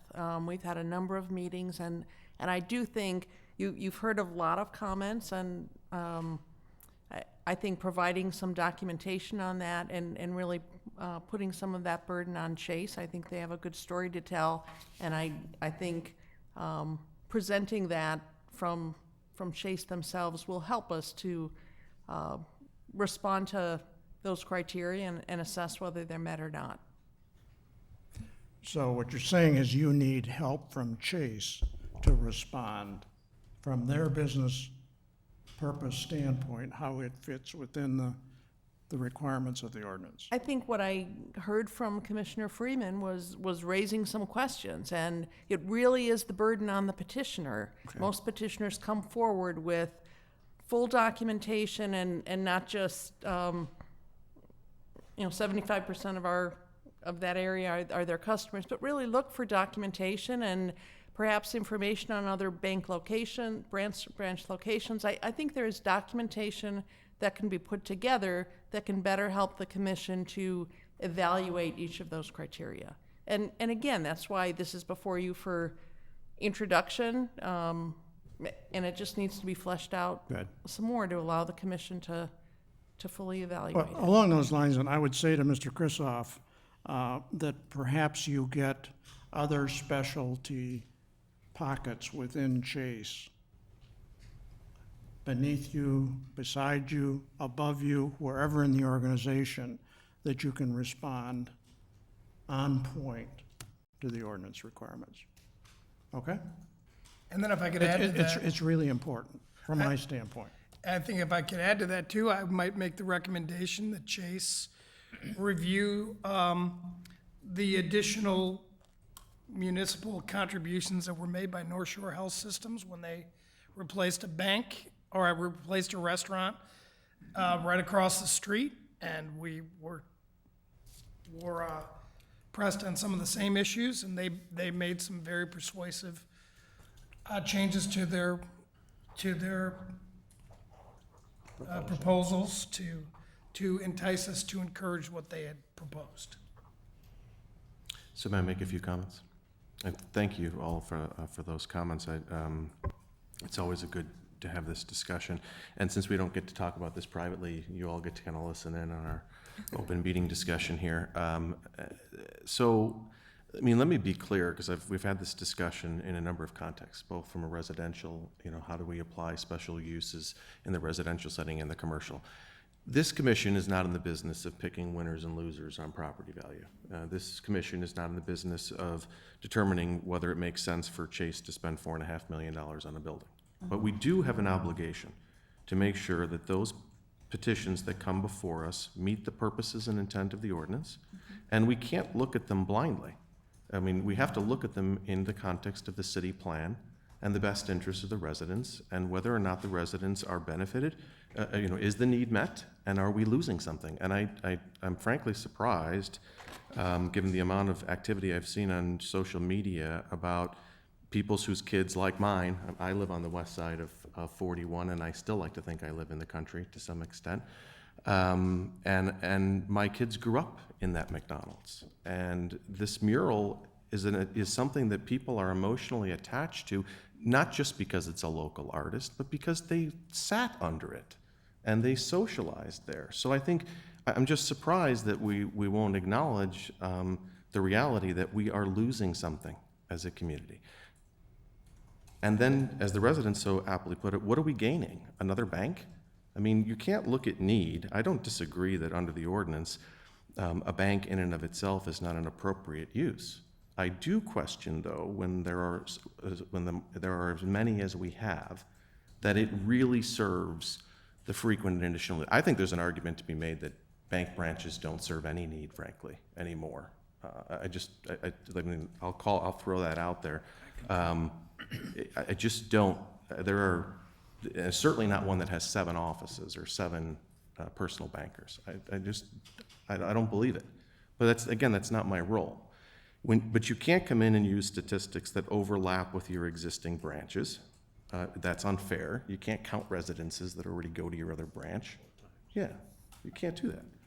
I mean, that is not a intellectually honest discussion. We can't pretend that there isn't an ongoing enterprise that people enjoy in this community, that at the end of this month, people are going to be laid off and that business is going to close. And I don't think that's going to change, right? I think it's going to be used as leverage to try and get us to view it differently, and I think that's wrong.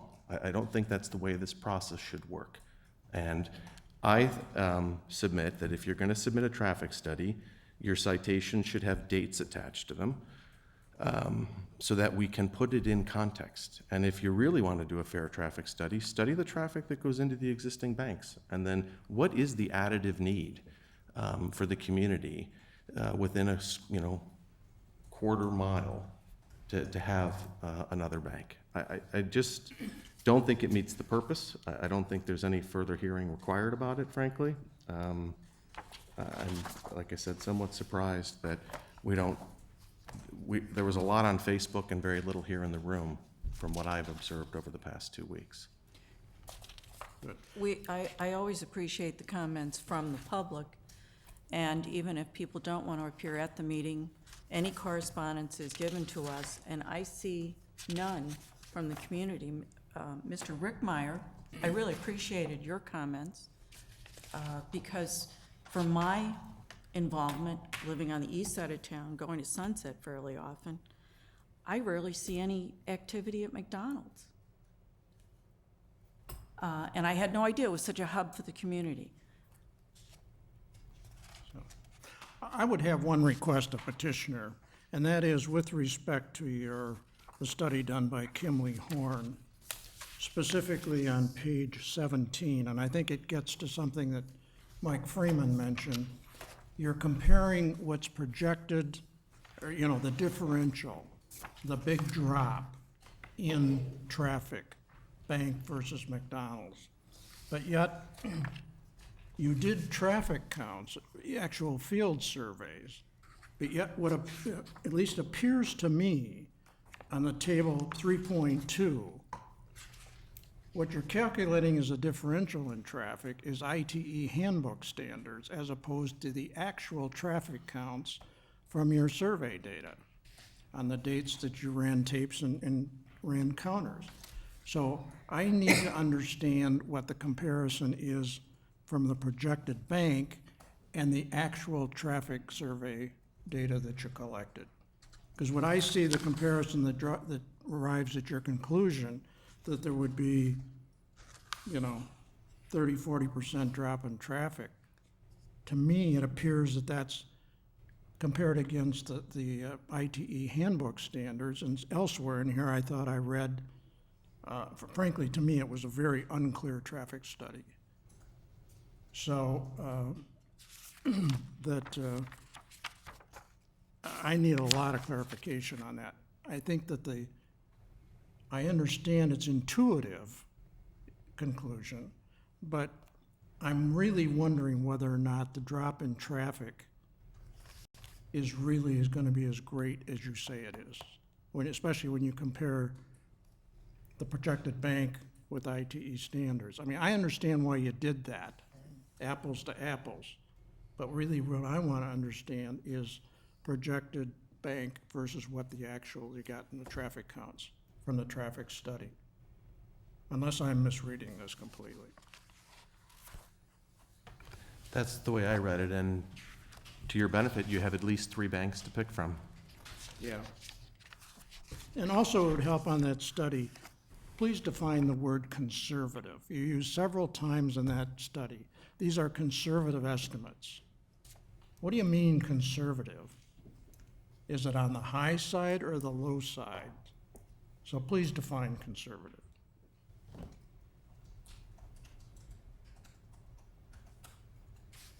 Objection to Mr. Mariani addressing? Did you have a comment on that? No, can I make a comment in general? What's the pleasure? Sure. Okay, please come forward.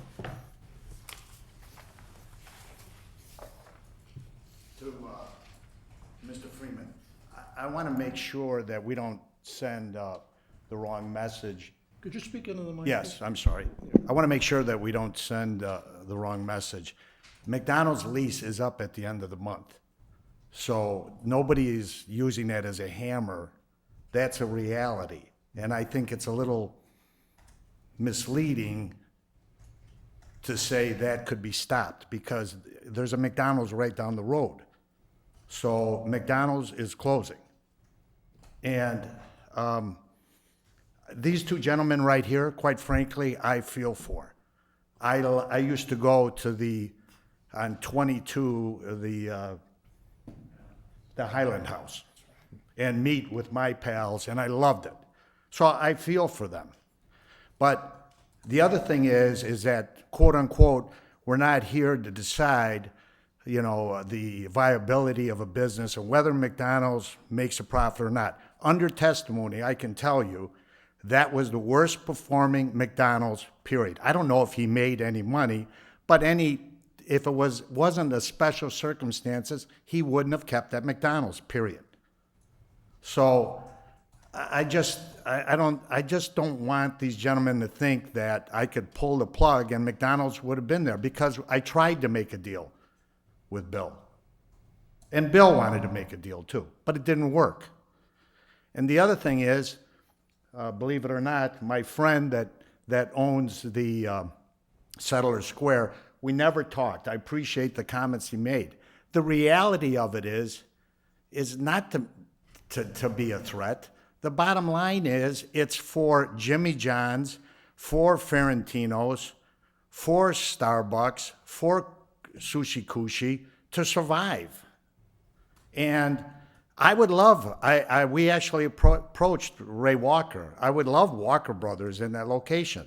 In that case, the building and the parking isn't sufficient. And I want to go back to my previous statement. My uncle and myself, we worked with the city to create Settlers Square. We gave up property, which kind of puts us in the position that we're in right now. And I was given all the insurances in the world that the city wouldn't forget that. And now you represent the city, so I'm asking you not to forget that. So, you know, I live in West Lake Forest. I was born on Telegraph Road. I think my grandparents did a pretty good job with that development. I own Old Mill, the farm that you're talking about. It's still 10 acres. I can't afford to do the landscape on 10 acres, but I'm still there. And I'd like to keep it 10 acres because I think it's important and it's good for the city. So I think at the end of the day, we want to do what's right. But I don't think it's the job, quite frankly, for us to decide what the marketplace is going to drive. So that's it. Thank you very much. Thank you. Okay. Well, a motion is in order to continue the matter, and any other things that members wish to make sure gets addressed before it comes back? Let me ask on the question, what's the pleasure of the commission that it go to BRB in the interim? Do you want to wait on that? What's your Commissioner Freeman says let's wait. What's the pleasure of the commission on that? I think we should wait. Wait? I would suggest waiting, given the difference of opinion. Okay. So we're basically suggesting, Kathy, that it not go to BRB. And then, Kathy, a question for you. When would you expect this to come back to us? September meeting? What I've heard is that the expectation is that the petitioner, Chase Bank, as opposed to the owner, put together detailed, thorough, documented responses so that we can fully evaluate the criteria. Certainly, if they can do that in the next 2 weeks or so, we can move it forward on your September agenda. Okay. And if it does come back for September, then what else will we have on the agenda?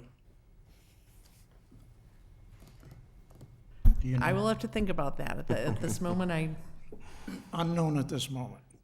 Okay. Okay, do we need a motion to that effect? That we refer? Yes, it's my understanding from the commission you want to continue the public hearing. Certainly all of the testimony from both the petitioner, the property owner, members of the public will be part of the record, but that you're holding the record open to allow further input from all parties. So moved. Is there a second? Second. Okay, all those in favor of the motion to continue with the added requests and directions indicate by saying aye. Aye. Opposed, no? No. Can you explain your no vote? Yeah, I would have made a motion to deny the petition, but since it wasn't going to carry, I object to the continuance. I think we have everything. They've made their presentation. Thank you.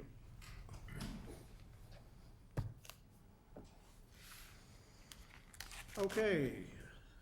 Next item, so the matter is referred to the next meeting. Other items, I would ask, this is an opportunity for the public to address the commission on matters not on the agenda. Is there anybody else who wishes to address the commission? Seeing none, Kathy, additional information from staff? Nothing that I can think of. I'm still trying to think what's coming to you in September.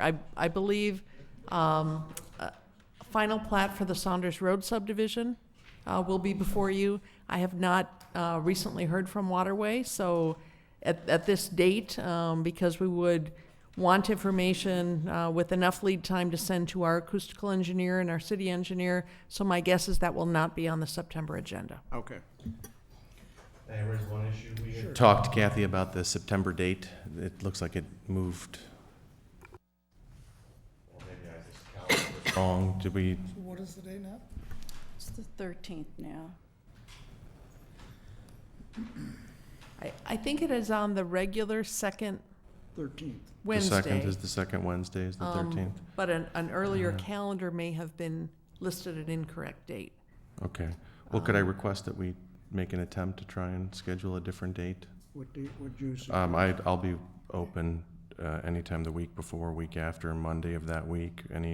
Whatever suggestions, Kathy, if you want to circulate a couple of options, perhaps? We'll look at other To poll the meeting commission. nights and see what's open. Yeah. I wasn't here when McDonald's came in, but I find it ironic that the city spent so much money to try and keep McDonald's out. And now it seems to have become a focal point of the West Side. Yeah, I do think it's ironic.